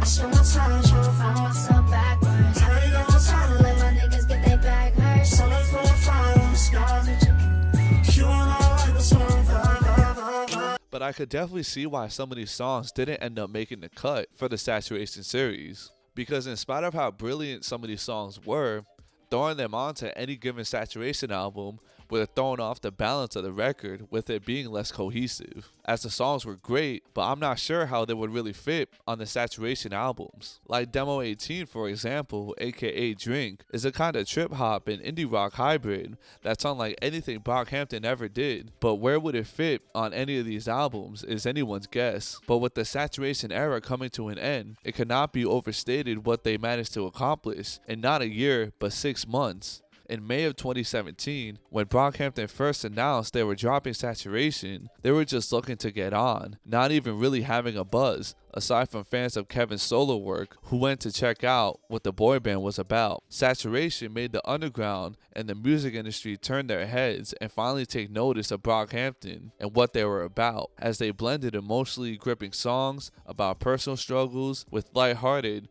catchy posse cuts that were just top notch and incredibly memorable. 2 months later in August, they would drop Saturation 2, which saw them expand on this formula with the smooth and catchy hip hop they were known for, but with an experimental and more adventurous edge to it. Saturation 3 saw the group combine all these elements that made for a memorable, diverse, fun, but cohesive listening experience. I also want to mention that Brockhampton got a lot of comparisons to Odd Future, as during their heyday, both fans and journalists banked on them kind of being a modern take on the Wu-Tang Clan. Brockhampton was the first full-on group in hip-hop in some time, as modern collectives don't solely focus on the crew, as they usually have a few standouts that get the majority of the attention, like an ASAP Mob or in Pro Era. But Brockhampton truly captured the zeitgeist of that time, with their relatable lyrics about their own struggles, coming into your own as a person. Their music felt rooted in the past, but very much representative of the late teens and early 20s experience of that time, which saw them being lumped in with Flower Boy era Tyler, Steve Lacy,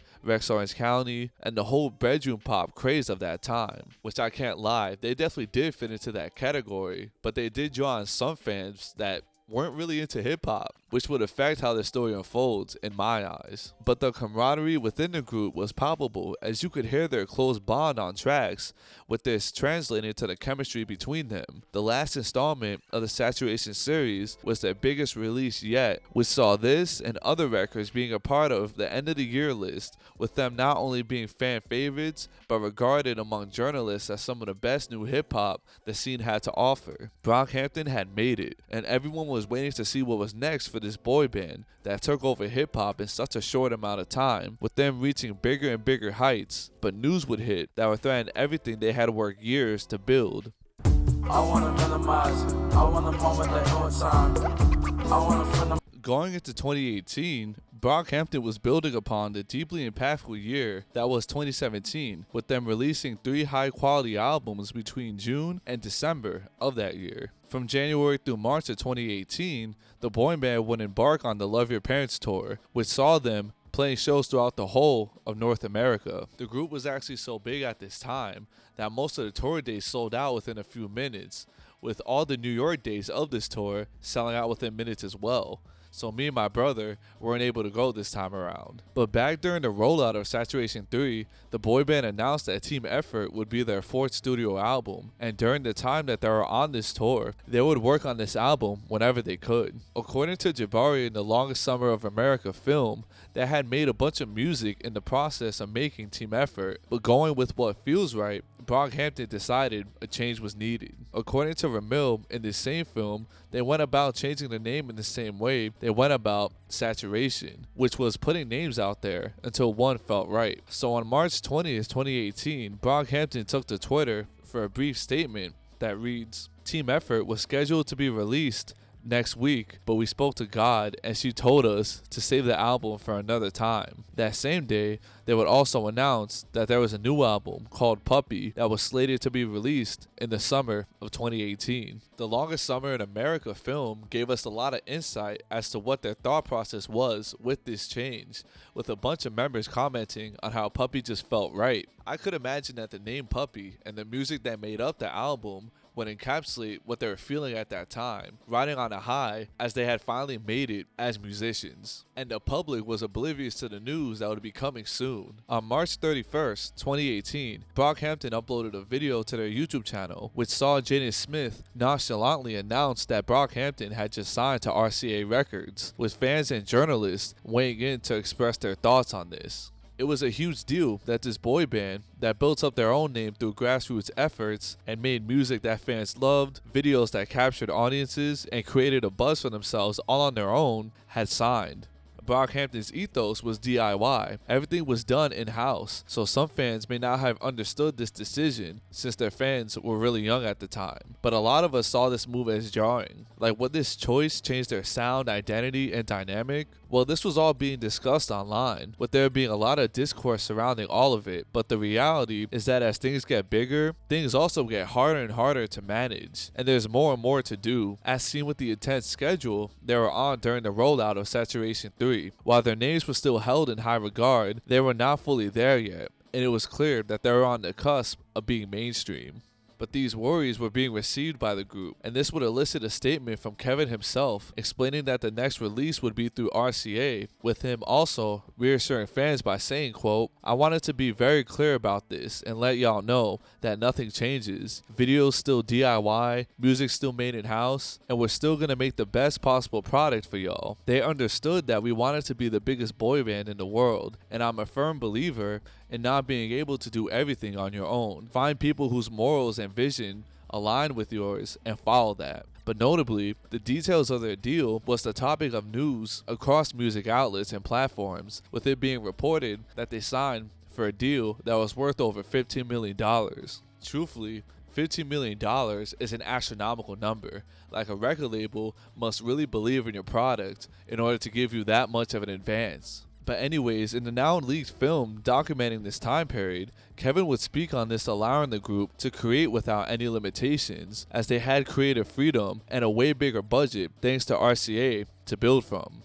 Being signed to a label and having the ability to create without them impeding on the process is a blessing. Kevin would elaborate on how back then they had big ideas, but they were limited in what they could do, and now this gives them all the tools to create on a bigger level. But after the end of the Love Your Parents tour, and after the announcement of this new album and signing to RCA, Brockhampton got to work on Puppy. But before I forget, I do want to mention that Brockhampton was now bearing the fruits of their labor, as now they're full-time working musicians, so some of them were starting to feel the pressure. Jabari would speak on this sentiment by saying, quote, "This isn't just a little hobby I do on the side anymore. This is my job now." But they were still enjoying themselves while working on this album, and this would create hype amongst the fan base. I remember how I felt at this time, as a good chunk of the fan base saw them rise in popularity in real time.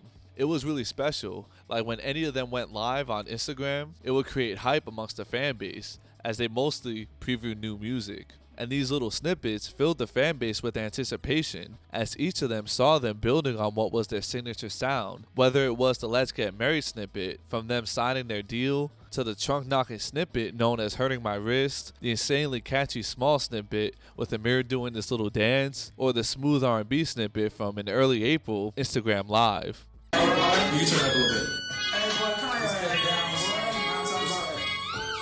This that down south nigga music. This that Whitney Houston museum moving music that them niggas ain't used to.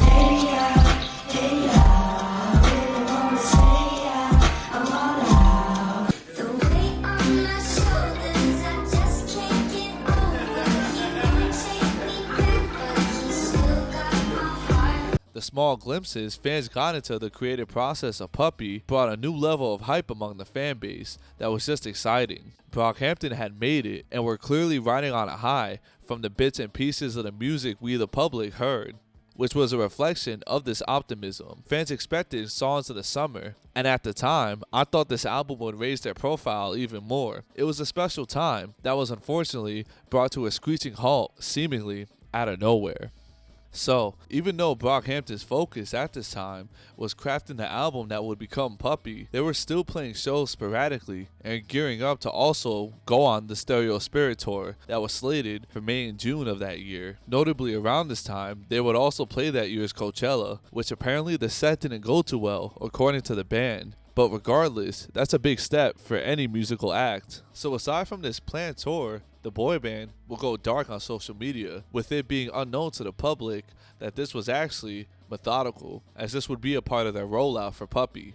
But things would begin to unravel, as on May 18th, a Twitter user would call out Brockhampton member Ameer Vann for being a cheater, a predator, manipulative, using women, and engaging in sexual relationships with underage fans. This would then be followed the next day by a woman named Rat Rowan, who would make a thread on Twitter where she would go in depth about the nature of her relationship with Ameer Vann, where she would express that he was, quote, emotionally manipulative and mentally abusive. In detail, she would go on to describe their relationship, and the tweets have since been deleted and were not archived, but she would speak to media outlets like Pitchfork about the details of their prior relationship. But before getting into the nature of these allegations, I wanted to put a trigger warning. So if some of you guys want to skip this part, as it'll be detailed descriptions of abuse, I'll put a timestamp in the description. So from what I was able to gather, the allegations were that Ameer choked her until her vision went black, bit her, and held her down when they were intimate, leaving dark bruises all over her body. She would explain that she would rationalize this by thinking it was some type of experimental sex life and that it was cool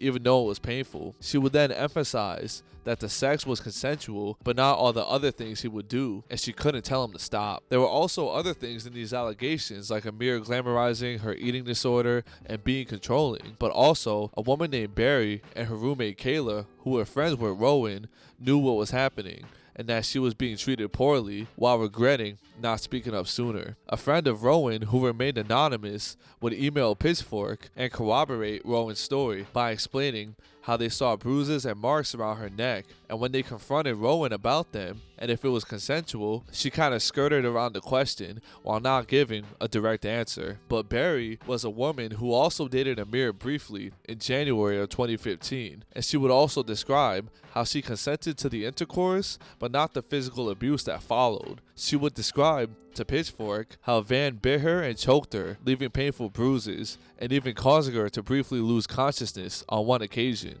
Barry would also describe how when she wouldn't do what he said, Ameer would punish her by restraining her arms as well as her legs and aggressively spanking her, with Barry first thinking that this was some sort of BDSM type of dynamic. In her email to Pitchfork, she would describe how, quote, I had no idea what was to be expected, and once it started, I had no way to end it, and that her body could not handle what Ameer was putting her through. Apparently, Barry and her friends would rationalize this behavior by thinking it was some sort of BDSM, slave master type of dynamic, which actually does make sense, as they were all pretty young when all this went down, with Ameer himself being 18 and Barry being 20 at the time. But now knowing the full extent of the nature of these allegations that were sent against Ameer, it was clear that he would push boundaries in these settings. It's hard to definitively say whether or not he did these things, as there isn't much receipts or evidence to show proof that all this transpired. but there are people who could corroborate these events. Even now, but especially back then,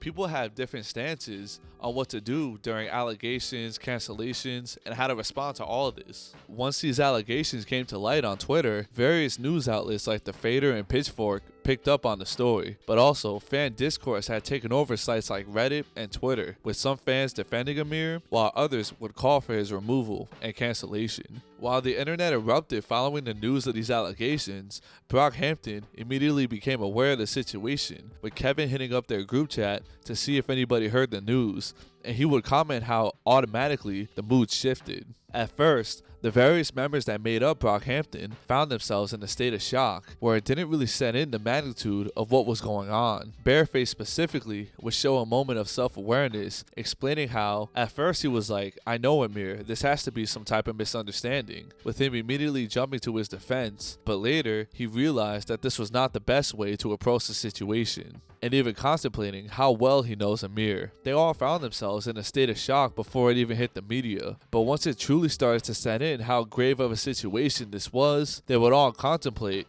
what the best course of action was. They were playing a festival that day called Blurry Vision, but at the time, Kevin would advise Ameer to address the situation by telling him, quote, "If you know your truth and you know what you represent, you gotta say something. You gotta say something right now. You gotta own up to what you did. And if you're being lied on, you need to address that." So on May 12th, 2018, Ameer would address the public on his personal Twitter in a series of tweets where he would start out by saying, quote, "I'm sorry to the people I've hurt and the fans I've disappointed. I've been in relationships where I fucked up and disrespected my partners. I've cheated and been dismissive to my exes. Throughout the past 3 years, I've been working hard to reflect on myself and seek out help. It continues to be a learning process every day. Although my behavior has been selfish, childish, and unkind, I have never criminally harmed anyone or disrespected their boundaries. I have never had any relations with a minor or violated anybody's consent. I'm sorry for cheating. I'm sorry for lying and letting my friends down. I'm sorry for placing my group mates in a difficult situation by not speaking to them about my past experiences earlier. I always hope to set a good example to my fans. Apologies aren't enough. I really hope I could be an example of somebody who learned to grow from his mistakes and become a better person. This seems to be a step in the right direction, as he owned up to many things, and especially being toxic, but he denied most of the more serious allegations thrown his way.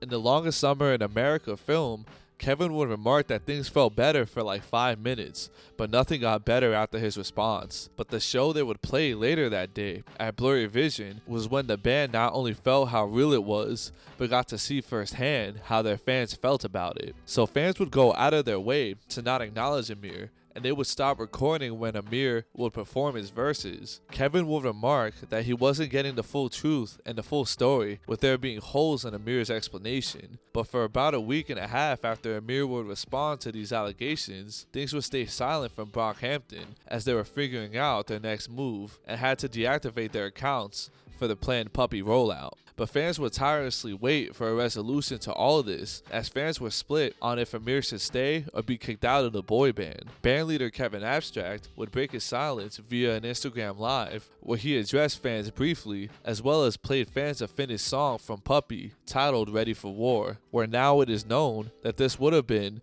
the first single for that shelved album.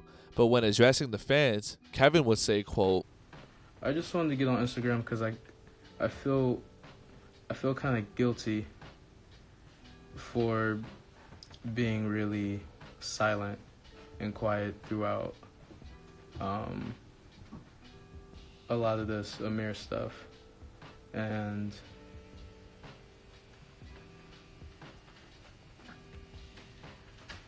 yeah, I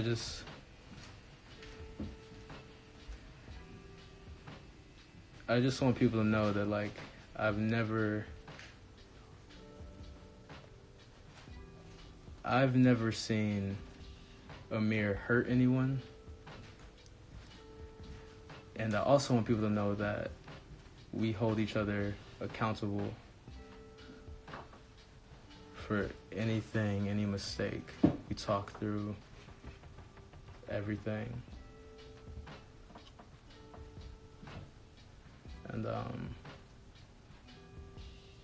yeah, this is really it's really hard to talk about this. I feel,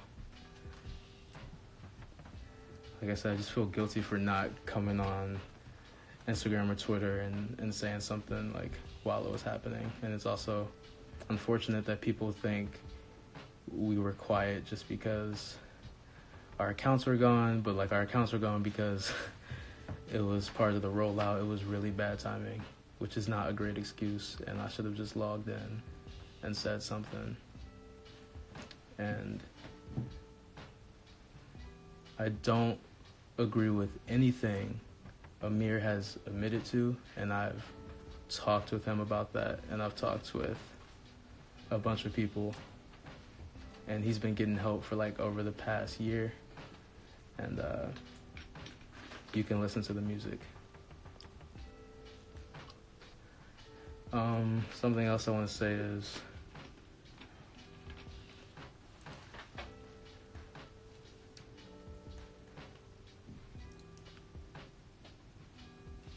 we're probably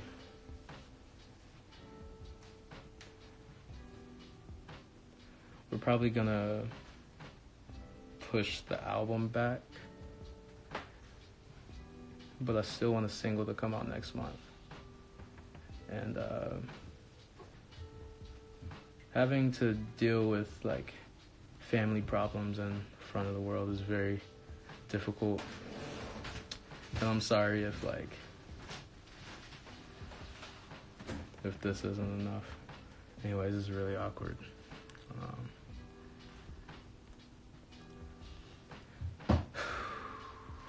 It's heavy, and I also understand if you're mad and like completely over it, because like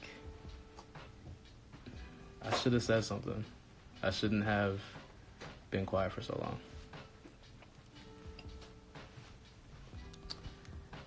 Anyways, I just wanted to get back on Instagram and let you guys know.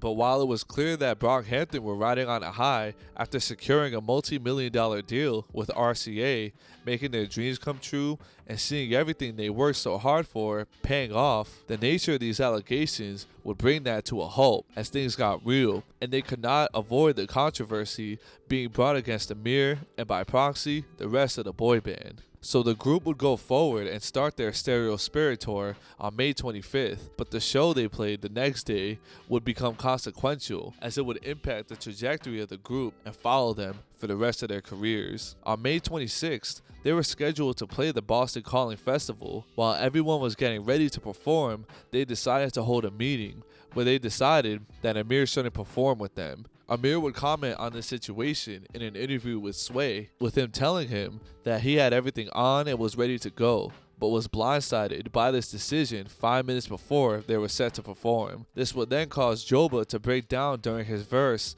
on Bleach, where this would then cause other members like Kevin to start crying, with Kevin describing it as an empty space, and it was too much for him to handle, while Dom would console Joba during this ordeal. Ramil would also remark in the film that he would start to cry as well while side stage, and after the show he would break down when seeing his parents. This weighed heavily on everyone in the collective, as people like Ramil and Roberto would describe how this felt like the end, and how everything they worked for was coming to a close, with Kevin speaking on things like the end. But in the film, Ramil would describe how things came to a head when more details of the nature of these allegations came to light, and they realized they were misled and lied to by Ameer. So the same day after the show, a few hours later, they knew it was over. They knew that Ameer would no longer be a part of the boy band. There's a picture of Ameer speaking to Joba, Bareface, and other members, and this is presumably the last conversation between them before Ameer left Brockhampton.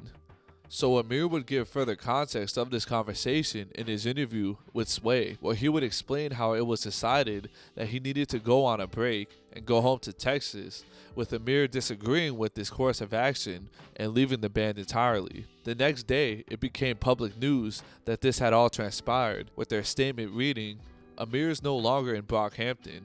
We want to sincerely apologize to the victims affected by Ameer's actions. We were lied to. Sorry for not speaking up sooner. we do not tolerate abuse of any kind. This is not a solution to their suffering, but we hope that this is a step in the right direction. We are going to cancel the remaining dates of our US tour to go home and regroup.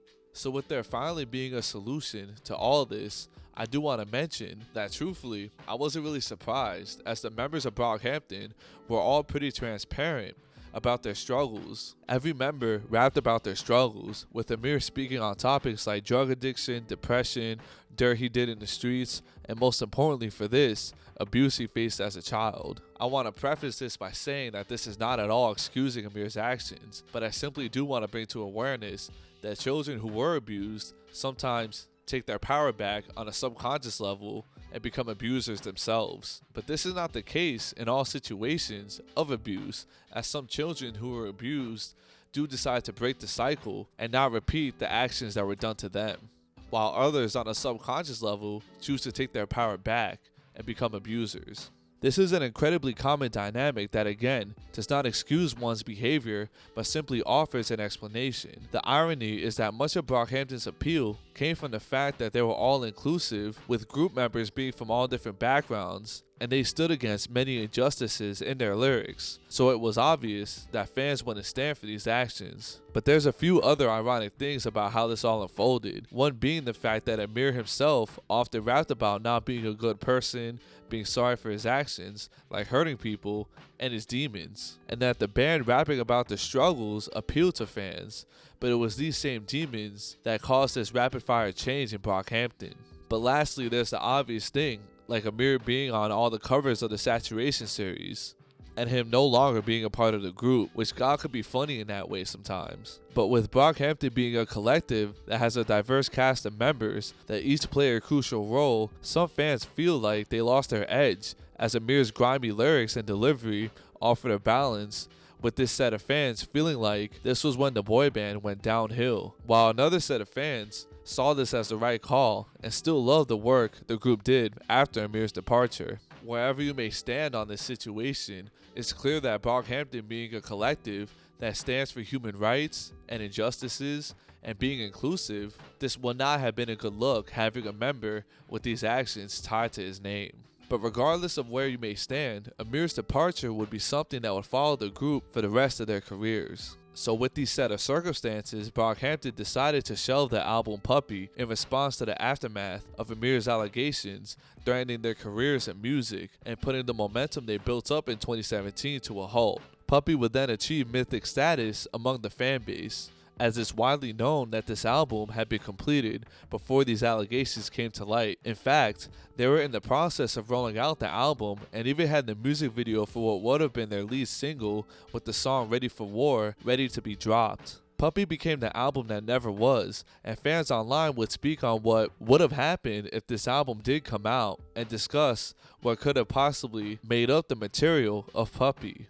Many fans online to this day speculate on what would have happened if Puppy came out, with some fans thinking this might have been their opus, or it might have been the album that would see them building on their hype and becoming fully mainstream. But thanks to an unfinished version of this album being leaked in May of 2024, we have a better understanding on what could have been. We now know that many of the songs have been reworked and got properly released, but this slightly rough version of Puppy has helped us to gain insight as to what could have been. Puppy would see Brockhampton building on the sound they became known for, with a noticeably upbeat and optimistic vibe, which definitely reflects the headspace they were all at as they basically achieved their dreams. The song I'll Be There is a highlight and is a beautifully crafted song which features this ambience of kids playing and birds chirping, but this song is about family members and friends who passed still being there for you even if they're not physically here anymore. Songs like Let's Get Married and Breakfast in Bed would feature this same almost cheery vibe. But Ameer's verse would not age well, with some lines about how they tried to put him under arrest with no evidence, which is just crazy. Also, Ameer's verses specifically would have an overall darker, more nihilistic tone, where he would talk about contemplating taking his own life and have haunting lines like, I wanna die, but it's some shit I should buy, feeling so empty inside. The more that I get, the less I can feel. And the line in Ready for War where he raps, I can't talk to my homies cause if I say it, it's real, is one that foreshadows the events of spring of 2018. But even though we've heard most of these songs in some capacity, We'll never truly know what would have been if Puppy came out and how it would have impacted their careers. So till this day, Puppy by Brockhampton remains one of the biggest what ifs in hip hop.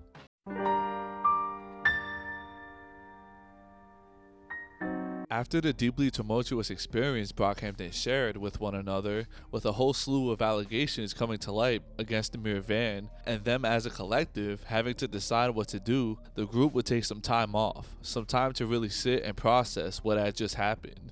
So the boy band would decide to go on a self-imposed exile to Hawaii and regroup, as well as rework what would become their fourth studio album. It goes without saying that you grow, evolve, and make music with someone for so long, and then all of a sudden they're not there. That's heavy for anyone to handle, but also it's important to take into account that this saddening situation happened in front of the whole world, and now everyone was wondering what would be their next move.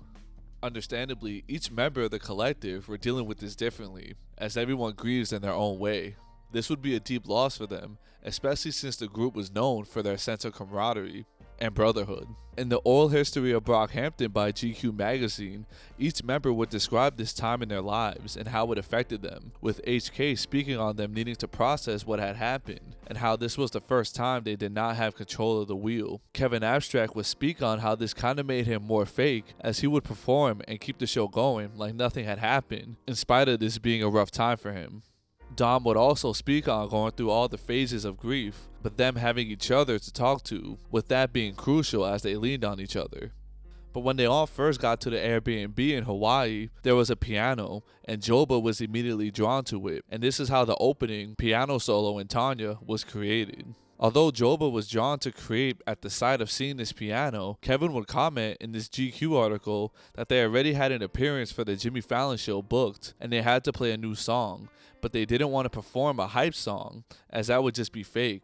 They also wanted to represent what they were going through as a collective, and they agreed to stop acting like everything was just fine. When creating Tanya, they had the instrumental on loop and just talked to each other for hours, and the lyrical themes are a reflection of this. Tanya would become one of their most important songs, as it was crucial to their healing process, with Ramil commenting in The Longest Summer in America film that the song felt like ripping off a band-aid, like how it stings for a second, but then things start to feel better.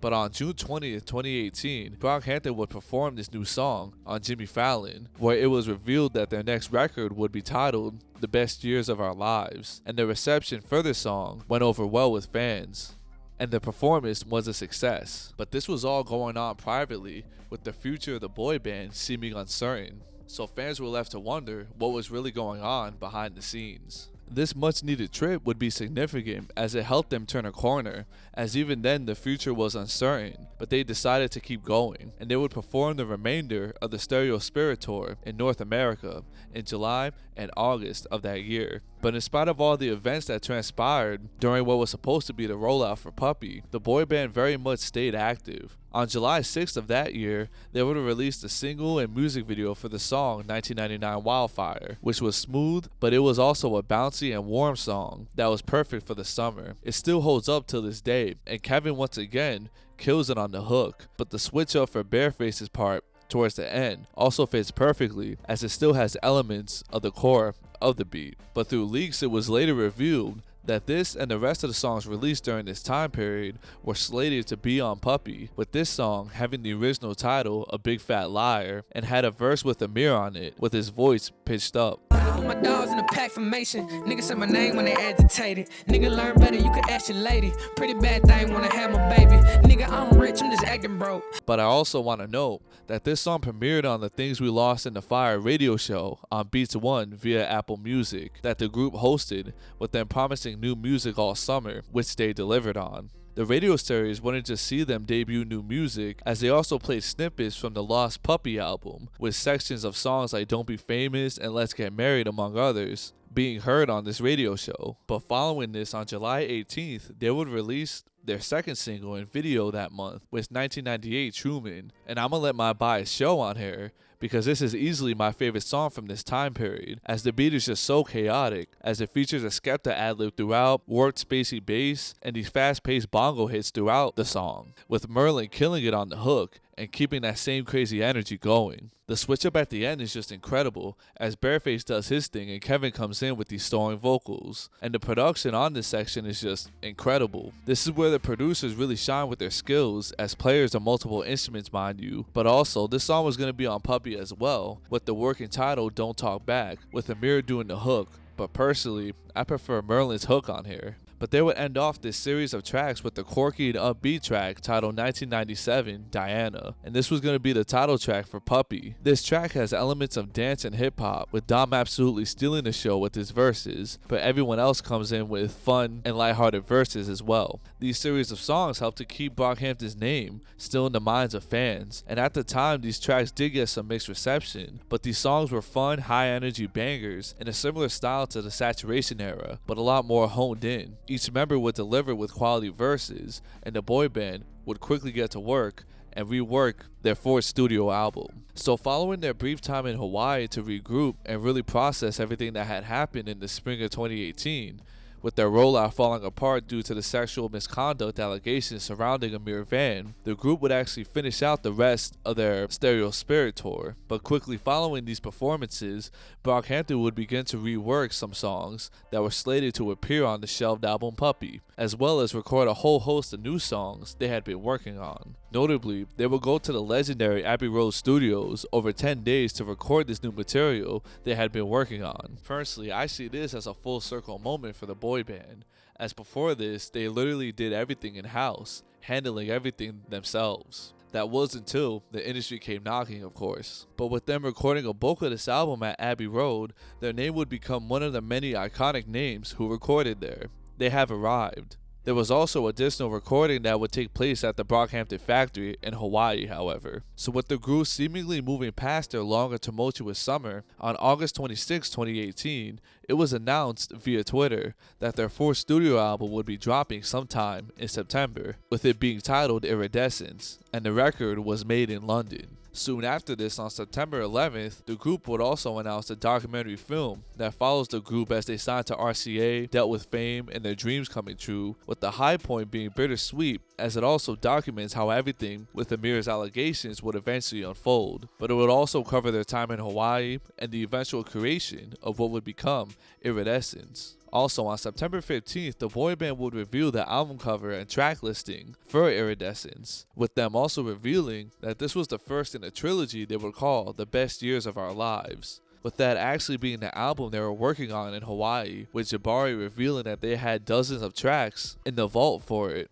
But I guess over time, the concept changed. The film would premiere on September 20th, with it being shown in a handful of select theaters throughout the world. And although this film did offer insight as to what the group was going through and how they felt about the whole situation as it was happening, this would be the only time the group would even acknowledge the Ameer situation for a long while, with the only way fans could watch it was through people recording bits and pieces of it on their phone. So most fans were in the dark on how the band really felt about this situation. But this same day, Brockhampton would drop their first single and music video for Iridescence, titled Jover, which was a loud, noisy, and abrasive song that features this fuzzy, drawn-out bass, with Joba absolutely stealing the show, with what I can only describe as a deeply cathartic verse, with him letting everything that they had went through out in this section. Merlin juxtaposes this spastic production with a more smooth flow that somehow fits perfectly, and Bareface is actually rapping on here for the first time, which is a nice addition. Also, the visuals for this video is eye-catching with them utilizing a thermal camera. Jover would foreshadow the sound and dynamic of the rest of the album, but fans would not have to wait long, as the next day on September 21st, 2018, Brockhampton dropped their fourth studio album titled Iridescence. This at the time was a very polarizing album among fans, and looking back I completely understand why, as it's a stylistic departure from the sound they cultivated and absolutely blew up with during the Saturation series. This album was a chaotic display of everything that Brockhampton brought to the table musically, but in a fragmented way. Now, personally speaking, when it first came out, I really loved this album, as it may not have been the sound that Brockhampton was known for, but during this time, experimental hip-hop was going through somewhat of a renaissance, as this was the year J-Pan Mafia got on in a big way, and Earl was a short time away from dropping his opus with some rap songs. But I really do understand how this sharp change would see some fans not really gravitating towards Iridescence, as the overall sound on here could be encapsulated as industrial hip-hop. But with all this being said, this album is kind of like their Life of Pablo, as it's chaotic, all over the place, and messy, with HK commenting that the sound of Iridescence was a direct reflection of this confusing time in their lives. The production on here really gets to shine, as it's avant-garde, boundary-pushing, loud, fuzzy, and abrasive, with these production choices really bringing an interesting looming atmosphere on this record that's brought out by the more upbeat songs, like on the jumbled Berlin, the more straight up New Orleans, the fuzzy District, and the dizzying song Where the Cash At. That song also reminded me that on here it seems like certain members may have felt like that they had to step it up, as Merlin and Joba are clearly the standout members on here, with them showcasing quality verses throughout the album. Dom also flexes his lyrical finesse on here, as he adapts incredibly well to the production, with them flowing over the more electronic style drum pattern on the outro of Tape.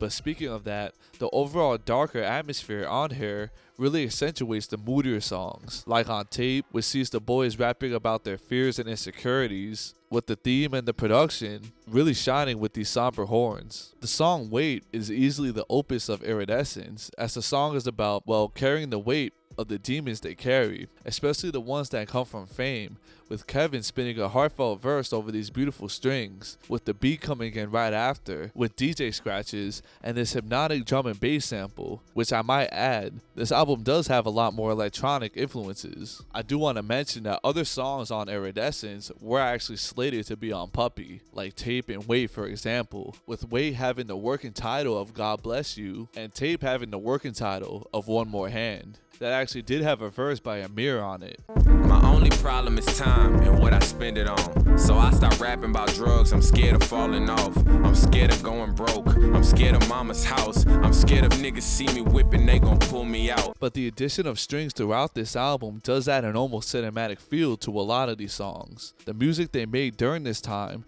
clearly reflected how they felt, as Tanya was another high point, but also San Marcos reflected this melancholy energy. But there would also be a beautiful chorus sung by the London Community Gospel Choir. Fabric has one of my favorite hooks on the album, but also Kevin would take more of a backseat throughout the whole of Iridescence, with his verses seeming to be more low-key, with him expressing the pressure he felt as well as being conflicted by achieving fame. But also, before I forget to mention, Something About Him was a song that Kevin Abstract wrote about his boyfriend at the time, which fans definitely romanticized their relationship online. But if you can't tell already, I actually really love this album, and I had a blast revisiting this for the video. But I do want to mention that there's a good crop of the fan base that tends to complain about things not being the same after saturation, and still to this day, they're not a fan of their work after the series. But I learned early on in my time enjoying music that you gotta let the old days be the old days, and truthfully just let artists evolve. So in spite of this being a divisive album among the fan base, this album debuted at #1 and was a big success for the group. They would immediately go on the I'll Be There tour in support of this record from October to December of 2018. And during this tour, this was actually when I finally got to see Brockhampton live. But seeing them live, I definitely did get to interact with their fan base. And truthfully, they did encapsulate the boy band title, as they had screaming girls everywhere, which was interesting. So, Iridescence may have been a messy, chaotic, fragmented, and abrasive listen, but there were quality songs and high moments throughout, with some critics finding that the messiness of this record would work against it. But many fans, including myself, thoroughly enjoyed it. But following the release of their fourth studio album, Brockhampton would stay pretty low-key for a while, with another album quietly in the works.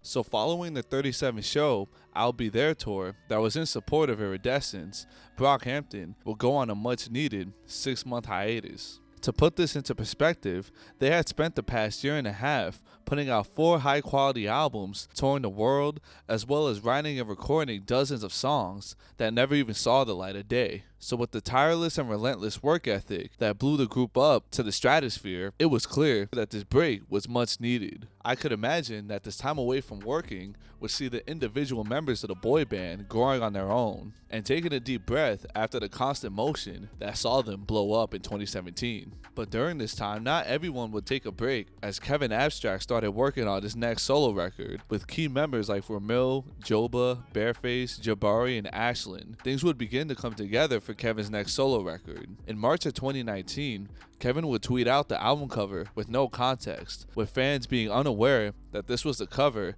for his forthcoming album. On April 8th, he would drop the music video for the song Big Wheels under the name The 1999 Is Coming, and the video features this trippy and kind of off-putting visual of Kevin's head being held up, then free-falling while surrounded by fire. The whole thing is captivating, and Kevin would spaz over this equally wavy beat as well, but also Kevin would roll out the album by releasing it in segments, with the first part dropping on April 11th, the second part, Ghetto Baby, dropping on April 18th, and the final and full project, titled Arizona Baby, dropping on April 25th. Also, the next day, Kevin Abstract would livestream himself walking on a treadmill for, I shit you not, 10 hours straight, which is really impressive. But this was also a chance for fans to speak and interact with him as well. So Arizona Baby is a seamless blend of catchy pop rap, alternative R&B, with elements of art and bedroom pop.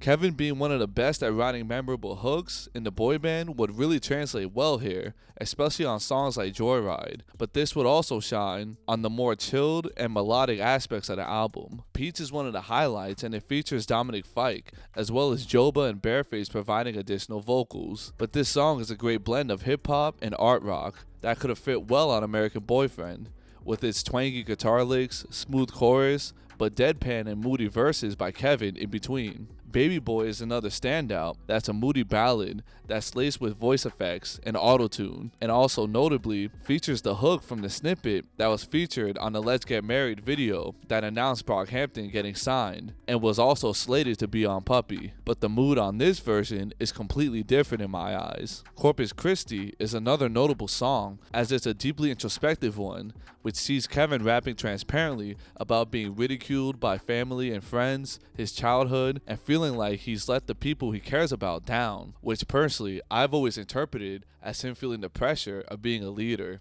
But this would also be the first time he acknowledged Ameer in any of his songs. He would rap about him in lines where he would say, quote, "I wonder if Ameer thinks about me, or what he think about me. See, when I think about me, I barely think about me. I think about the people that surround me, and how I let them down." This also goes to show that in spite of Brockhampton moving forward with their careers and still dropping great music, they still thought about Ameer, and when you're that close with someone for that long, that doesn't just go away. But overall, Arizona Baby is a pretty good album with some strong high points, even if there were some parts of the album I wasn't too big on myself. Standout songs on here include Peach, Big Wheels, Use Me, Joyride, Georgia, and Corpus Christi. Arizona Baby also helped to keep fans engaged and was a big success for Kevin. But according to that same GQ article I've been referencing this whole video, during the tail end of them working on Arizona Baby, Kevin found himself in a writer's block and asked the rest of the guys if they wanted to work on their next album, which they would agree to, and this would see them begin to work on Ginger.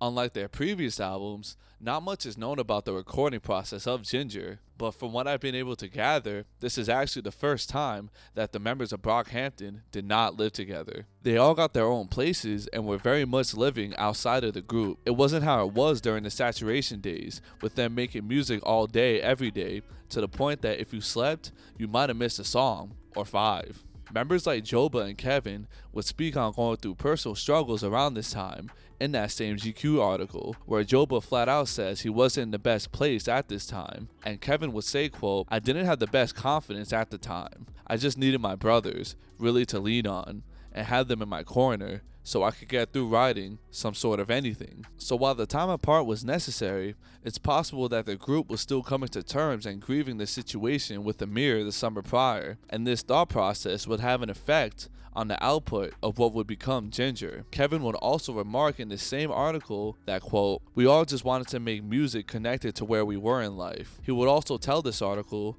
that they initially wanted to make a real summer, feel-good pop album, but it came out really sad. I want to mention that the process of writing and recording this album would be followed by group therapy sessions dubbed Friday Therapy, and this would be led by Shia LaBeouf of all people, which also does highlight Kevin Abstract's fascination with celebrity and that whole world, with them actually having a foot in that world now. But since then, Shia LaBeouf has had allegations himself, with the boy band distancing themselves from him, but Brockhampton would credit these sessions for inspiring the lyrical direction and themes of this album. So on July 5th, the group would announce that their 5th studio album, titled Ginger, was coming, with a brief video that previewed new music. Also, I remember around this time that Sugar was already making the rounds on TikTok, as a small snippet was already available, and mind you, the song hadn't even dropped yet. But this would create further buzz among the fan base. Specifically, I remember fans thinking that this was one of Brockhampton's best songs before it had even come out. But anyways, on July 18th, they would announce that Ginger was coming in August. But just like during the peak of the Saturation series, the group would drop singles and music videos every week to build up hype for the album's release, with them dropping the single for I've Been Born Again on July 31st that was reminiscent on the Saturation era, but with a distinctly different style and approach, but the visuals were just incredible. The next week, they would drop the music video for the song If You Pray Right, which was a more hype song that features this off-kilter trombone melody laced throughout the song, but each member really delivers, especially Dom, with his rapid-fire flow. Matt comes in with a smooth refrain, but everyone else has solid verses as well. This song and the 3rd single released the next week would see fans comparing their work to the Saturation series, as these were all fun and upbeat hip-hop songs that showcased the chemistry between members. The next week, they dropped the single Boy Bye, which is a fun and lighthearted song that has this smooth beat that features a sample that sounds like it's from a Brazilian jazz song, with the acoustic guitar sample and percussion hits. But each member quickly jumps in to spit some high quality verses, with Dom's nonchalant energy and delivery really standing out. But Kevin would also spit a verse with a low-key delivery that's juxtaposed with a faster flow. That's one of my favorites on the record. On August 21st, they dropped their 4th single and music video for the song No Halo, and this was a change of pace, as it was a smooth blend of moody and somber R&B and pop rap with a nice chorus by Deb Never, but the rest of the members of Brockhampton would spit more melodic and introspective verses that are high quality as they speak on failed relationships, mental health, and their imperfections, making this to be a standout on the album, with Merlin also having a high quality verse as well. But 2 days later,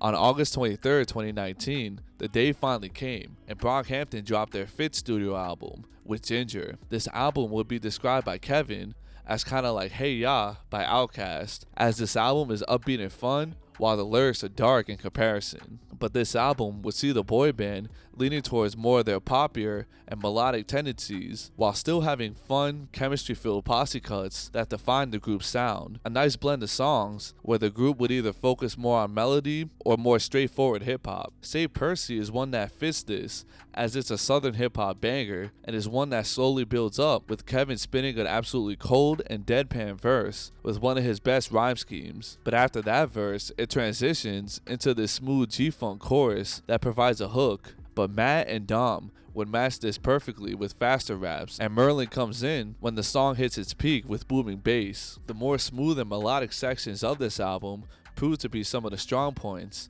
as the moody, sentimental, and borderline electronic song Ginger is so catchy and one of my favorites, with it reminding me of the Postal Service at times. And it's a bright spot on the album, as there's a sense of optimism throughout it with the feel. Sugar is a smooth and melodic piece of pop rap that's basically an R&B slow jam that sees the boys rapping in a more melodic style, with Matt coming through with a smooth verse, Kevin delivering with a catchy bridge, and the hook is yet another earworm. This track would showcase their accessibility, as it became a fan favorite, but slowly it would also become a full-blown hit as it eventually blew up on TikTok and would peak at number 66 on the Billboard Hot 100. But I want to mention that the songs Love Me for Life and Big Boy are some of the most slept on songs on this album, with these being smooth, moody, and melodic pieces of hip-hop laced with R&B. Dearly Departed is one of the more contentious songs as it's about loss, whether it's mourning the loss of a friend who's no longer in your life, or as is the case with Matt's verse, expressing the loss of your grandparents who deeply influenced you. Kevin would rap about particularly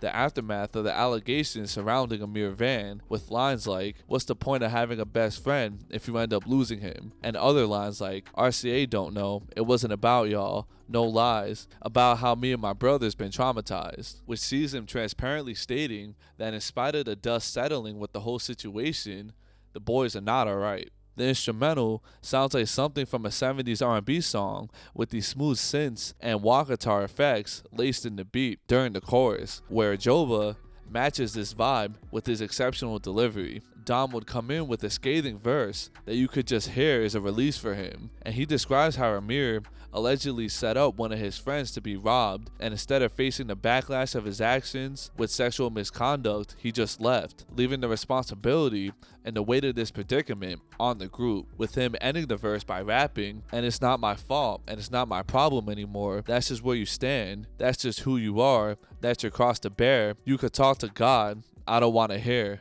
Now, I do want to mention that there's no proof to say if Ameer really did this, but I do want to say that it is plausible, as Ameer raps pretty openly about having addiction issues, and being in proximity to addiction throughout my life, I could say that addicts would do anything to get money and supply their habit. So it's not far-fetched that during the early days of Brockhampton, that Ameer would set up one of Don's friends to be robbed, as they were all basically just internet friends and didn't really know each other like that. This actually does remind me that there is a deep irony of all the members of Brockhampton showing deep vulnerability in their verses by transparently rapping about their struggles, and that Ameer's demons that he rapped about would be the thing that not only changed his life, but the trajectory of the boy band as a whole. But with all this being said, overall, Ginger is one of Brockhampton's most cohesive records, as it sees the boy band sticking to a popular sound with a consistently somber and moody vibe throughout it. This choice is a clear reflection that the situation with Ameer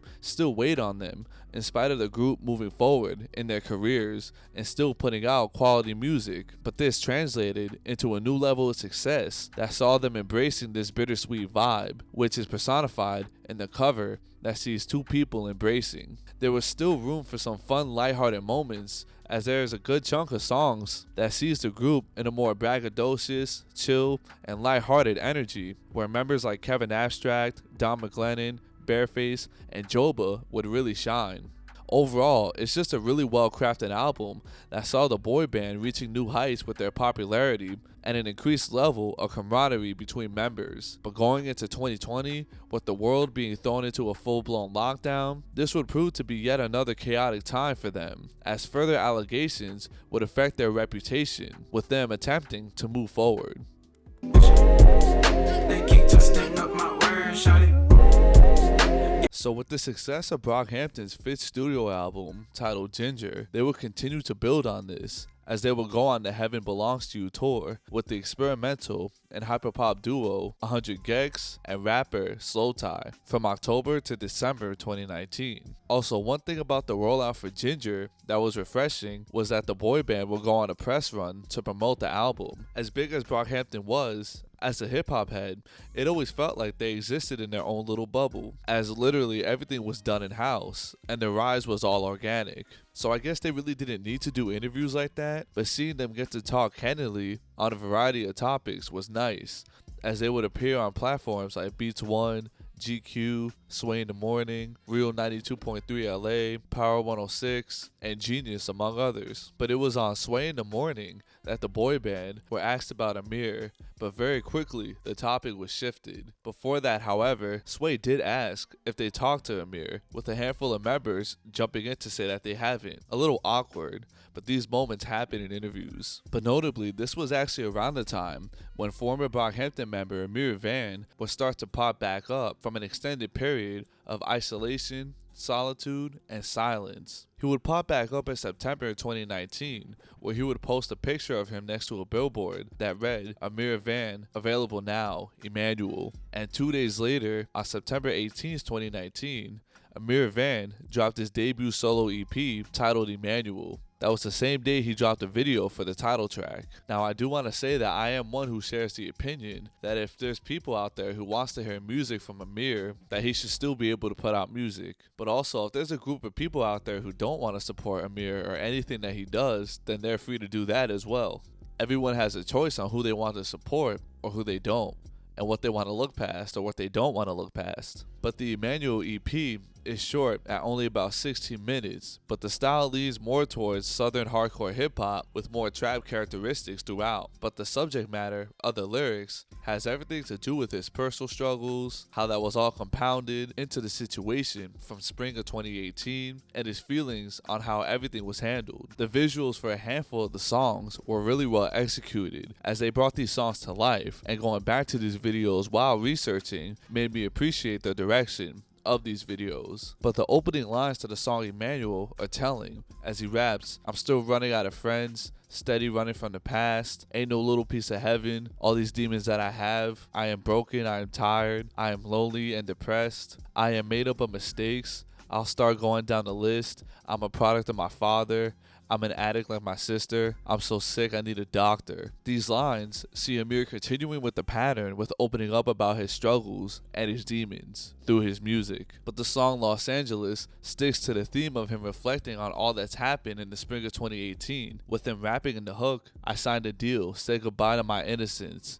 I fell in love with Los Angeles. I lost my friends to Los Angeles. I lost myself in Los Angeles. But overall, Emmanuel was pretty good, but a brief debut that has some really captivating moments in it. But I bring all this up to add context because 2 months later, Ameer would do his first interview with Sway since everything went down, where he would speak candidly on the allegations that resulted in his removal from Brockhampton. In the interview, he was asked directly in detail about the allegations. For the most part, he denied the darker and more serious ones while admitting to being manipulative and not a good person or partner during this time. The talk does go deep into mental health and how one's demons from childhood tends to manifest itself in adulthood, resulting in hurt being transferred onto others. But importantly, he did give his point of view on how Brockhampton managed, or in some people's view, mismanaged the situation, with him going into detail on why he decided to leave Brockhampton, with him explaining in this excerpt, quote,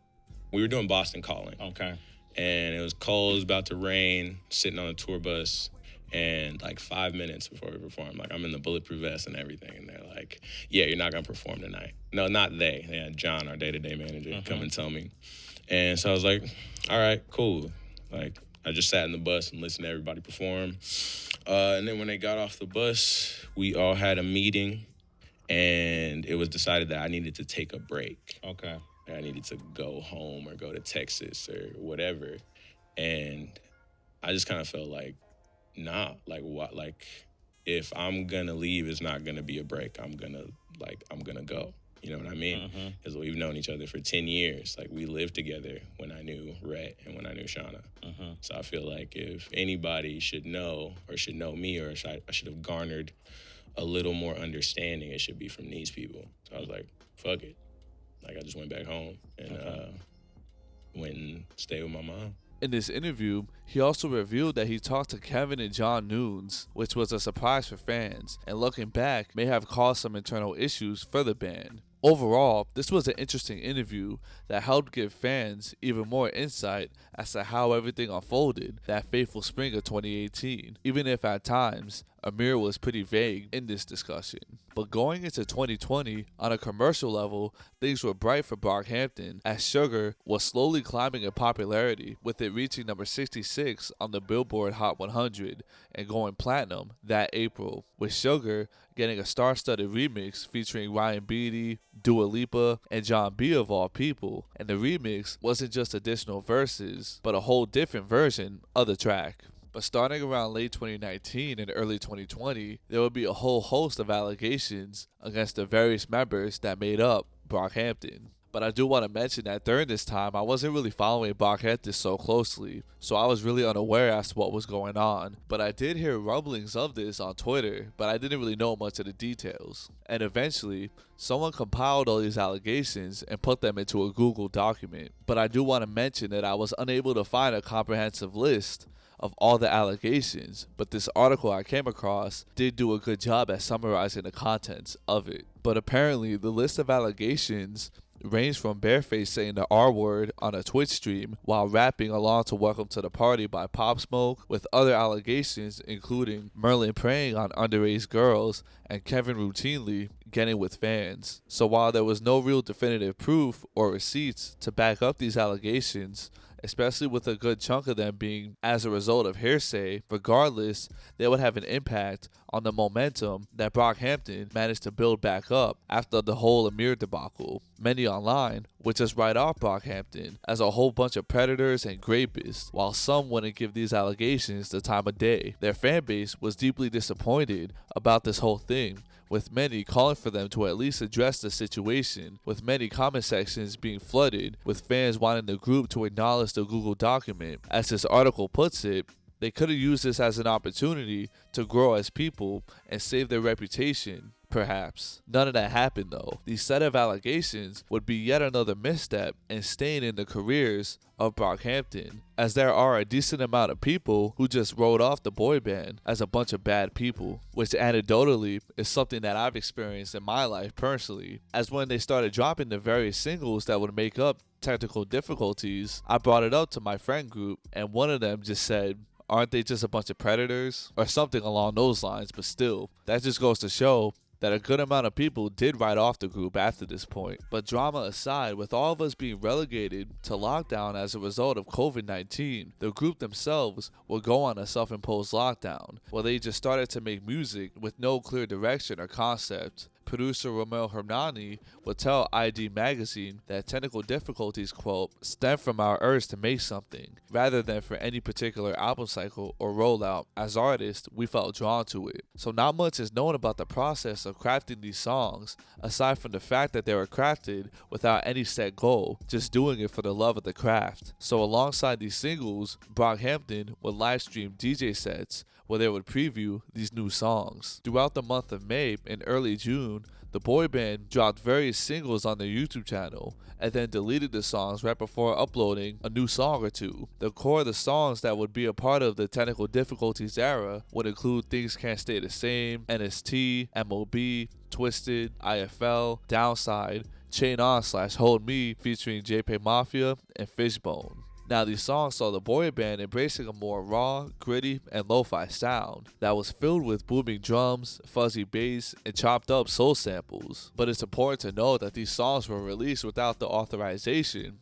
of RCA, which may have played a role in the messy rollout and these songs being deleted soon after. The lack of direction and clear motive for these songs really worked in their favor, as it just sounds like them vibing and having fun during the process of crafting these songs. It's truthfully some of their best work since the Saturation series. The songs on here does feature their signature blend of alternative hip-hop and R&B, but the hip-hop is more of a gritty and dusty style, while the R&B elements seen on songs like Twisted, Fishbone, and IFL leads on soul, reminiscent of the style from the late 90s and the early 2000s. But speaking of IFL, Matt Champion has an immense presence on these songs as he spits rapid fire, at times miggity wiggity style flows. But Kevin, as per usual, comes through with catchy and hypnotic hooks that also has a 2000s style to it. Also, this project saw the debut of Jabari as not only a producer, but as a vocalist. And as a vocalist, he mostly sticks to a smooth, auto-tune style. Chain On / Hold Me is a clear highlight that sees Peggy spitting an absolutely fire verse in the first half, that Hold Me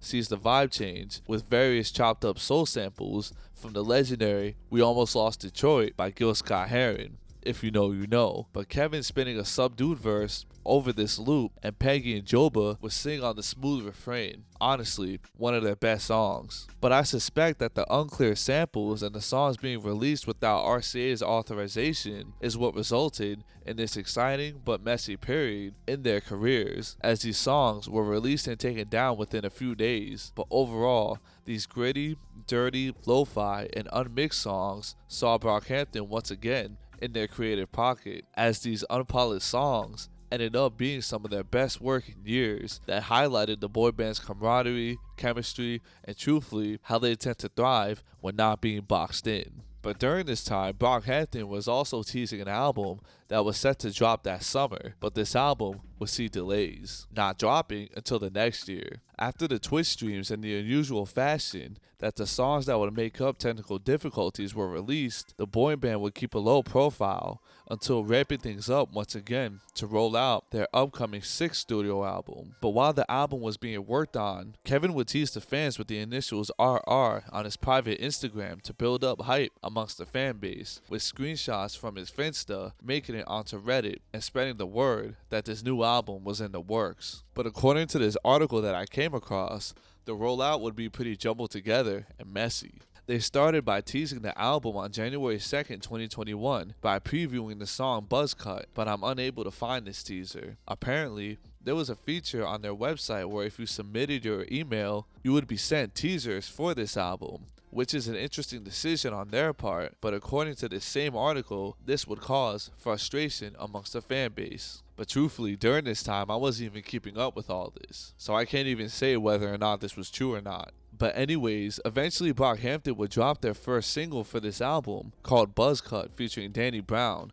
on March 24th, 2021, as well as them revealing that this new album would be titled Roadrunner, New Light, New Machine. Next, they would drop the single for Count On Me on April 2nd, which featured A$AP Rocky and debut rapper So Gone So Flexy, and the chorus features vocals from Jabari Manoir, Ryan Beatty, Joba, and pop star Shawn Mendes. Also, this was around the time that Kevin Abstract would tweet out that this would be one of 2 records dropping this year, with this pair of albums being their last. But I can't lie, a lot of things throughout their career would end up falling through, and this promise would end up being unfulfilled. But the day came, and on April 9th, 2021, Brockhampton dropped their 6th studio album titled Roadrunner, New Light, New Machine. And I remember there being a poll on Twitter which helped them decide which album cover to use. So according to an article by The Guardian, the group went into making Roadrunner with the intention of making a full-on pop record, which would have undeniably built upon the success of their song Sugar. But in the midst of the quarantine of 2020, they began to rework the album to be more of a hard-hitting,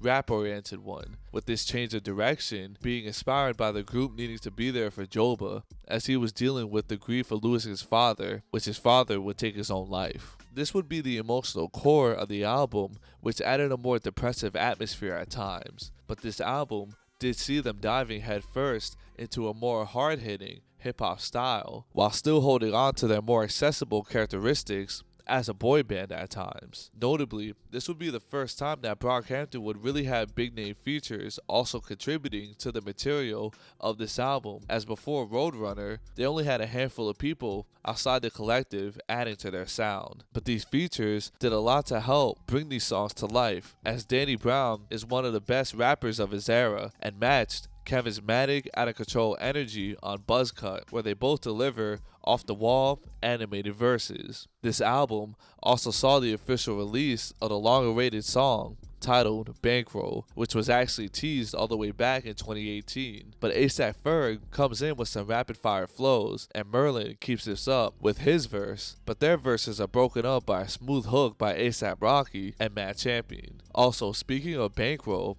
this is the album where Jabari gets to showcase his more melodic and drugged out style, which really adds to the album. But aside from that, there's a lot of stellar moments on here, like the bright and hopeful When I Ball with Dom and Matt Champion, and the reworked version of Chain On which saw Dom matching this lyrical finesse of JPEG Mafia with ease. The insanely catchy I'll Take You On with the legendary Charlie Wilson is another highlight, and also the guitar-driven The Light, which sees Joba opening up about his father taking his own life and how that's affecting his current mental state, and Kevin would spit an introspective verse about his family life. What's the Occasion is another highlight that's kind of a ballad with these smooth synths and guitar licks, but I could say that the producers really shine here, as there's a ton of well-crafted, layered beats that have an incredible amount of variety in styles, from samples to raw instruments that all come together so well in a way that's lush and eclectic. One thing I want to note is that when I first listened to this album, I remember thinking to myself that as rappers and artists, the years of them making music together really saw them all develop their styles, but as individual artists. This could be the reason why there's less group-focused posse cuts like during the Saturation series, and more songs where there are only a handful of members featured. The only real group song had longer verses, and it runs at a little over 6 minutes with the standout track, Windows. But this album is kinda like their version of Beats, Rhymes, and Life by A Tribe Called Quest. But where am I going with this? Well, for context, that was A Tribe Called Quest's 4th album, and was arguably the end of their classic run of albums. It was still really good and has some great songs on it, but you could just tell that there was a distance there. And there's a lot of lore with A Tribe Called Quest, but this was their first album that saw them using outside producers, and a good chunk of the album features Q-Tip's cousin, Consequence, with even Phife Dawg living in another state. Years later, on the documentary with the same name, this would be confirmed, as Phife flat out stated that their chemistry was shot completely dead. I bring all this up because there's definitely parallels between Roadrunner and Beats, Rhymes, and Life, as there was clearly a distance there. A distance that's hard to describe but could definitely be felt on songs. But in spite of this, they still delivered on a really good album. And I remember when Kevin tweeted that this would be one of their final 2 albums, thinking to myself, well, good. It sounds like they're ready to move on from the boy band. It sounds like they're ready to be solo artists. In fact, while going back to that Guardian article to confirm that Roadrunner was supposed to be a pop-oriented album, that article confirmed what I intuitively felt. In this article, when reflecting on the success of Sugar, various members spoke on their approach to artistry and their goals, with Dom expressing that he would rather make culturally significant songs that don't exist on those forms of metrics, and Ramil would have a different sentiment, explaining that he definitely wants a hit, telling them, quote, "I want to go to the club and see everyone dancing to our song. I want to get in an Uber and hear it on the radio, but I don't want it to come at the expense of the soul of what we make." Kevin would say he doesn't want a hit, and quote, "I want to make things that connect on an emotional level and make people feel better about their day, or that make them cry in their room alone." And this really does illustrate that the artists that make up Brockhampton found themselves in very different places creatively, and this could have contributed to the output of Roadrunner and the distance that some fans felt. Hell, Kevin Abstract would even flat out say in this article that I think that this is the album where I'm really tired of this boy band thing, explaining that they achieved what they wanted to, with them redefining the name. So in spite of what I could only call a creative distance on this album, the collective came through with a hard-hitting, emotionally heavy album that serves as a way to uplift Joba from the grief of losing his father to deeply tragic circumstances. The themes of death and mortality are heard throughout. Less members being featured on each song really helps display how they each grew into their own styles, and there's some great highlights on this album, as well as the more soft boy, popular moments that were still good but sometimes fell flat. But after the release of Roadrunner, the group would drop 2 music videos for Count on Me and Don't Shoot Up the Party, which I could only describe as visually like a fever dream, with Count on Me being a video where Lil Nas X and Dominic Fike basically just trip balls and hook up with surreal visuals that really didn't make any sense musically, but I digress.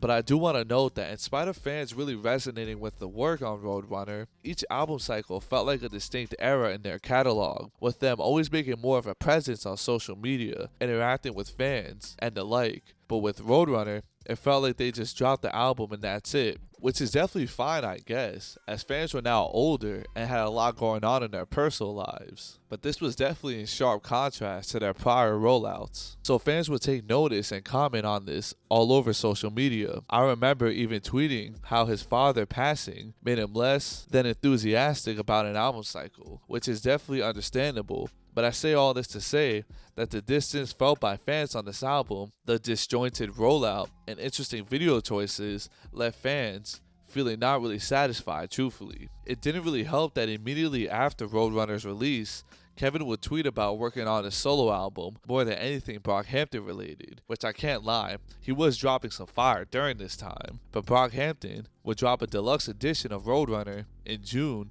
with 4 new songs, and announced the Here Right Now tour slated for early 2022. The way things will unfold in the next year will not only confirm fans' suspicions of there being a distance between members, but Brockhampton would not stick the landing with their send-off, as their final 2 records would shock fans and would be an abrupt ending to their story, leaving most fans disappointed and stunned at their questionable creative choices in 2022, with theories spreading online as to what may have contributed to the collective fading in such a peculiar way. Only made this to get out the deal partly.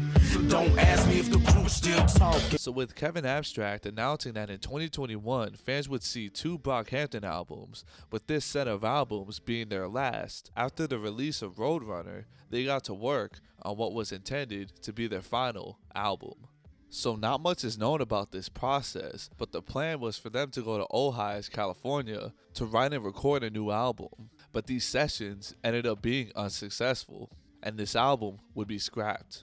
So I'm not sure if this was the working title for this album or a fan name one, but it's known among the fans as Ultraviolet. Now I was skeptical to put this in here as there's no source to confirm this information, but it's suggested on Genius that Kevin was inspired by a conversation he had with Rick Rubin to give working on their final album one last push, with the group attempting to replicate their saturation strategy by recording this album over 30 days. Entirely within a house in Ojai, California in 2021 that they were staying at. But as we know, this was ultimately unsuccessful as the group only stayed in Ojai for about 2 weeks. So it's not publicly known, but it's possible that these sessions did not meet the group's expectations, or they may have realized that their chemistry was not nearly as strong as it once was, which may have exacerbated the internal issues further, thus leading to Brockhampton's eventual breakup. The rest of 2021 was quiet for the collective, aside from Kevin dropping a handful of singles for what looked like to be a solo record, but maybe that got scrapped too. It's hard to keep up sometimes. But Melissa Magazine would also point out in their article that Kevin was making outlandish promises that wouldn't end up being fulfilled, as he would tweet constantly about wanting to release Puppy, as well as tweeting how he wanted to clear the samples from technical difficulties and officially drop them on streaming, but this would never come. Fans at this time, myself included, theorized that Kevin wanted to release Puppy, and other members feeling differently about this situation may have affected the way the rest of the story unfolded. But shockingly, in January of 2022, it was announced that the group was going on an indefinite hiatus, and the Here Right Now tour that was planned for that year was also canceled, with their last 2 shows being at the O2 Arena and Coachella 2022 respectively. This sudden announcement left fans stunned, as their sessions in Ojai was not publicly known. So this left the fandom wondering what led to all of this, what was happening behind the scenes, and truthfully, if any of this was true or marketing, as the boy band were known to change things like this on a whim. So who knows? It may have been a part of a rollout for all we know. After the announcement of their hiatus, things once again would be radio silent, and it seemed that the group were inactive during this time. But during their final performance at Coachella in April of 2022, it was announced that a final Brockhampton album was dropping that year, and unbeknownst to fans, a record was being worked on with just a handful of members. It would later come out that during Brockhampton's hiatus, 2 separate albums were being worked on, as Kevin Abstract, Bareface, and Ramil were working on an album in New York City, and Matt Champion would act as executive producer and compile the songs worked on in those Ojai sessions in order to complete another album. But after an extended period of silence, in April, they would drop a video on their YouTube channel titled A Message from Brockhampton, where it seemed like Kevin would show the rest of the group members the album he worked on, and man, you could just feel the distance between them in this short video, and truthfully, no one even looks like they want to be there. But a few months later, on October 27th, the family was formally announced through a short video, which was a compilation of the highs and lows of their career, and it was built as their final album. That same day, they would drop yet another video, which was a teaser of this final album, which shows some beats featured in the record. In the beginning of November, the group would drop 2 singles with the songs Big Pussy and The Ending, with Big Pussy being this chaotic song where Kevin spits a braggadocious verse in the first half with a slight beat change in the second leg, where he spits a more raspy verse, where he gives some glimpses on the group's breakup. Notably in the first verse, he says that the label needed 35 minutes of music, which I can't lie, when I first heard this, it told me everything I needed to know about these releases. The Ending is a pretty brief song that sees Kevin rapping over this drumless chipmunk soul beat about the early days of them moving to California in pursuit of this dream. Notably, with this pair of songs and the previews of this album, it made fans question if this was even a Brockhampton album, as these were short songs that only featured Kevin, causing much speculation and rumors online, which would later be confirmed with the release of The Family on November 17th, 2022. Now, in spite of The Family being built as the final Brockhampton album, it was really not a group album, as it only featured Kevin. Fan interest began to wane a while back, with false promises, lack of transparency, and shelved albums throughout the years, and this was just yet another unfulfilled promise to fans, which led to some hate online, but other fans simply wanted to hear the music. Now, The Family is a 17-track album with a runtime of about 35 minutes, with most songs barely making it to a minute and 45 seconds, which would cause some fans and critics to feel as if the album felt like more of a display of various ideas as opposed to fleshed out songs. But truthfully, going back to The Family, this album is actually very well made, with some thoughtful, introspective lyrics, as well as great high points on the production side, with various soul samples, chopped and pitched up, and verses delivered with high energy and focus. I could understand why people would be turned off by these brief collection of songs, as some do feel like Kevin having an idea and just recording them as opposed to building on them and crafting songs. But I love these style of beats, and the approach is reminiscent of some rap songs by Earl, Mad Villainy, or any Mike album if I'm keeping it a buck. But the way the album was rolled out and marketed was distasteful to some fans, as they felt like this was yet another unfulfilled promise, and I truthfully believe that this affected the reception of the album. I personally feel like if this album came out and was marketed as a Kevin Abstract solo album that was an ode or a love letter to Brockhampton, things would have really played out differently. But many of the beats on here were either produced by Bareface, Ramil, or Boy Life, and the music really captures the sentimental, melancholy, and bittersweet feeling of the record, and Kevin would spit contradictory lyrics to an incredible backdrop. Some of my favorite beats on here include Gold Teeth, with vocal chops and stumbling percussion, Southside, Good Time, 37th, and the nostalgic closer, Brockhampton. Kevin's lyrics, and even the approach of the record, does show fragments of mixed emotions, highs and lows in self-perception, and overall, a feeling of ambivalence towards their career and the various events that make up their story. At times, he raps comfortably about his sense of grandiosity as a leader by rapping in the title track, "I don't feel guilty for waking you up when you sleep. I don't feel guilty from cutting your verse from this beat. I don't feel guilty for heat that you caught from my tweets. Dead projects I tease from my lack of empathy." And on multiple lines, he does reference drinking and maybe alcoholism,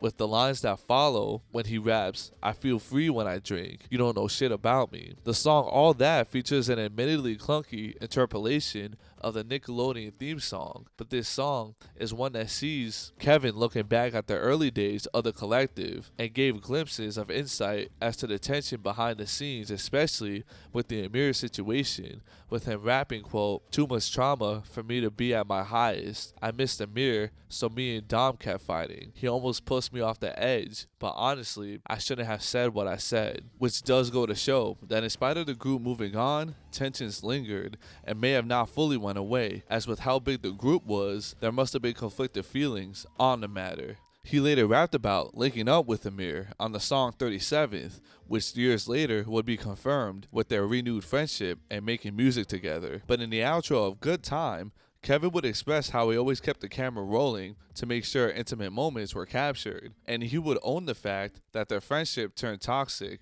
with my interpretation seeing this as acceptance of their current situation. The closer song, Brockhampton, is a melancholy, reflective song that sees Kevin spinning a long verse about the highs and lows of trying to make it, achieving stardom, and everything that eventually came with it. There's a standout line where he says technical difficulties was the last one that felt true, which I can't lie, Kevin, we felt that also. But although this album, being released under the guise of a Brockhampton record, may have rubbed many fans the wrong way and subverted expectations, and at times being fragmented, splintered, and very brief, like on the song Any Way You Want Me, the family gives glimpses of to what may have happened behind the scenes that caused Brockhampton to burn out and break up in the fashion in which they did. It shows the bittersweet and contradictory feelings bandleader Kevin Abstract has on how things ended and the events that made up their storied career. But like Anthony Fantano pointed out in his review, surely other members have feelings on the matter and could have contributed verses that added to the thoughtful and reflective sentiments seen on the family. But in typical Brockhampton fashion, this was not their final album, like they said it would be, and they announced that their true final album was dropping at midnight and was a parting gift for fans, which if you want to know how I feel about it,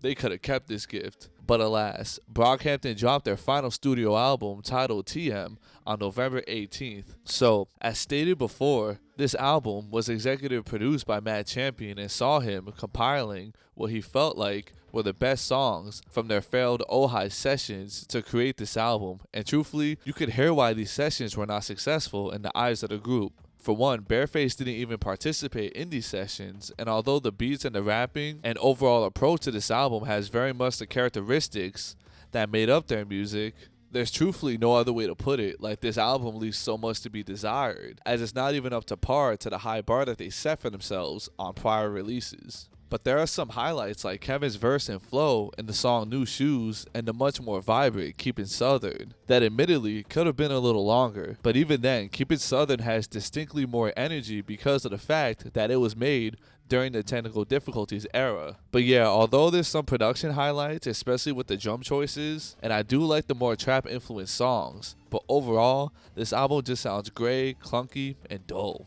I do admire Matt for not giving up on this album and compiling the songs to make TM, but it's clear that there's a reason why these sessions were unsuccessful. And given a choice, it would have been better if TM just didn't come out and the family would have been a Kevin Abstract solo album, marketed as an ode to Brockhampton or something to that effect.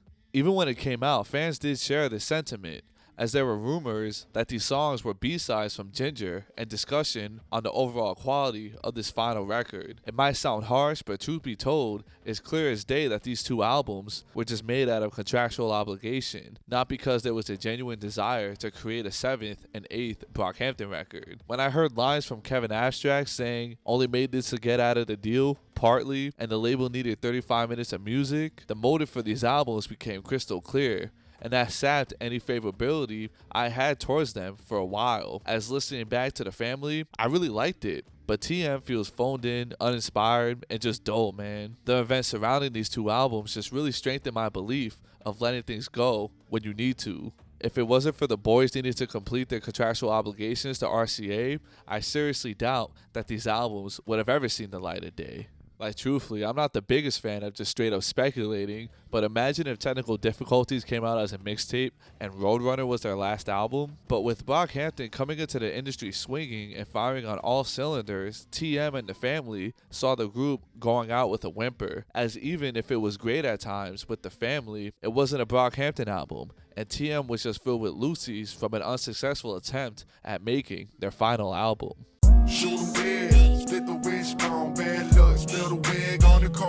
So Brockhampton's impact on modern hip-hop cannot be overstated, as they dedicated themselves tirelessly to their goal. One single blog post from Kevin Abstract back in 2011 would change the lives of over a dozen people and would lead to the creation of some of the most forward-thinking hip-hop to come out of the late 2010s. A young Ian knew what he wanted to do. He wanted to create through multiple mediums, and while still a kid learning to navigate life, he started to put out music. Although there were multiple iterations, the boys that would become Brockhampton spent years honing their craft, putting out music, and working towards making their dreams a reality. Kevin Abstract was building a buzz for himself as a solo artist with his genre-bending work, but the question still remained, what was up with Brockhampton? This would cause them to regroup and come up with the concept that would change the trajectory of their careers. They would achieve what felt like overnight stardom with the release of the Saturation trilogy, 3 albums released in the span of 6 months, not a year. But they would sell out tours, be covered by major media outlets, and were able to make a living from their art. But after the release of each Saturation album, their popularity would continue to grow, as after Saturation 1, they finally had a buzz with reviewers praising their work, with them pushing themselves even more during Saturation 2. This would be their most out there and boundary-pushing music, as they were firing on all cylinders. The concept with the visuals were stepped up immensely with the shots and overall concepts. They still stuck to their formula of posse cuts and the dynamic of members bouncing off each other, but they leaned more towards unorthodox song structures. The music was odd, quirky, unique, and out there, while still having accessibility and pop sensibilities, in spite of their experimentation. After the release of Saturation 2, they would go on Jennifer's tour, and during this time, their popularity absolutely exploded as they saw more coverage with media outlets just being interested in this eclectic cast of characters that made up this new age boy band. The boy band's rise would also coincide with the increased popularity of bedroom pop, defined as a dreamy, introspective, and intimate sound, and one which spans across indie, pop, R&B, and emo, which Brockhampton's sound would fit perfectly alongside with artists like Claro, Steve Lacy, Flower Boy, Eric Tyler the Creator, and Rex Orange County, among others. This was also when fans began to take their marketing as a boy band seriously, as many would develop a parasocial relationship, as they would call members by their government name, have favorite members, and stuff like that, which would end up being critical to how everything in their story unfolded. On Saturation 3, they kept pushing their pop sensibilities while pushing themselves musically, as showcased by a wide variety of sounds and beat changes, while having more moody R&B tracks laced in the album, with many citing this as their best record. Their commitment to their creativity, even when it seemed like the odds were stacked against them, was awe-inspiring to fans and made them feel like if you took the time necessary, you could do this too. They had built up their brand organically by completely saturating the market with their music, and soon, in March of 2018, the boy band was signed to RCA Records for a deal reportedly worth over $15 million for 6 albums across 3 years. But although signing would seem like a dream come true, it also proved to be far more limiting than expected. Having the help of a label is important, especially as your brand grows, and doing everything in-house becomes less feasible. But signing for 6 albums across 3 years is a daunting task, and in spite of them putting out 3 records in 6 months with the Saturation series, at that time they had the hunger to make it happen and prove themselves, but it was still a draining process for the boys. The allegations against Ameer and Vann in the spring of 2018 would change the trajectory of their careers, with some fans believing that they never really recovered after this, and seeing their next moves as a series of missteps. Many fans would be split on if they did the right thing by removing Ameer and Vann from the group. This took place right as the group was gearing up to drop their album Puppy, which indefinitely got shelved and grew to have mythic status among the fan base. After the dust settled with the Ameer situation, Brockhampton still dropped quality albums with the chaotic and industrial Iridescence, the poppy yet dark and moody album Ginger, and the hard-hitting Roadrunner. But in spite of this, interest would wane over time, as some fans would not like their later work, with this being compounded by a whole host of allegations sent against various members of the group. Even though this would not be formally addressed, this would cause infighting within the fan base, and even saw many just writing them off entirely. The next year, the band would shockingly announce that they were going on hiatus and canceling their up-and-coming Here Right Now tour. Later in the year, they built up hype for their final album titled The Family, which was billed as a Brockhampton album, but ended up really just being a Kevin solo record. While still being a quality album with some great beats and fragmented lyrics of Kevin coming to terms with the end of Brockhampton, this being marketed as a Brockhampton album would rub many fans the wrong way. They would drop their actual final album the next day, as it was compiled from failed sessions from old highs, and fans were disappointed from the sleepy, gray, and phoned-in material. It was clear that these final two albums were made for contractual obligations, as you could feel their distance all the way back during Roadrunner.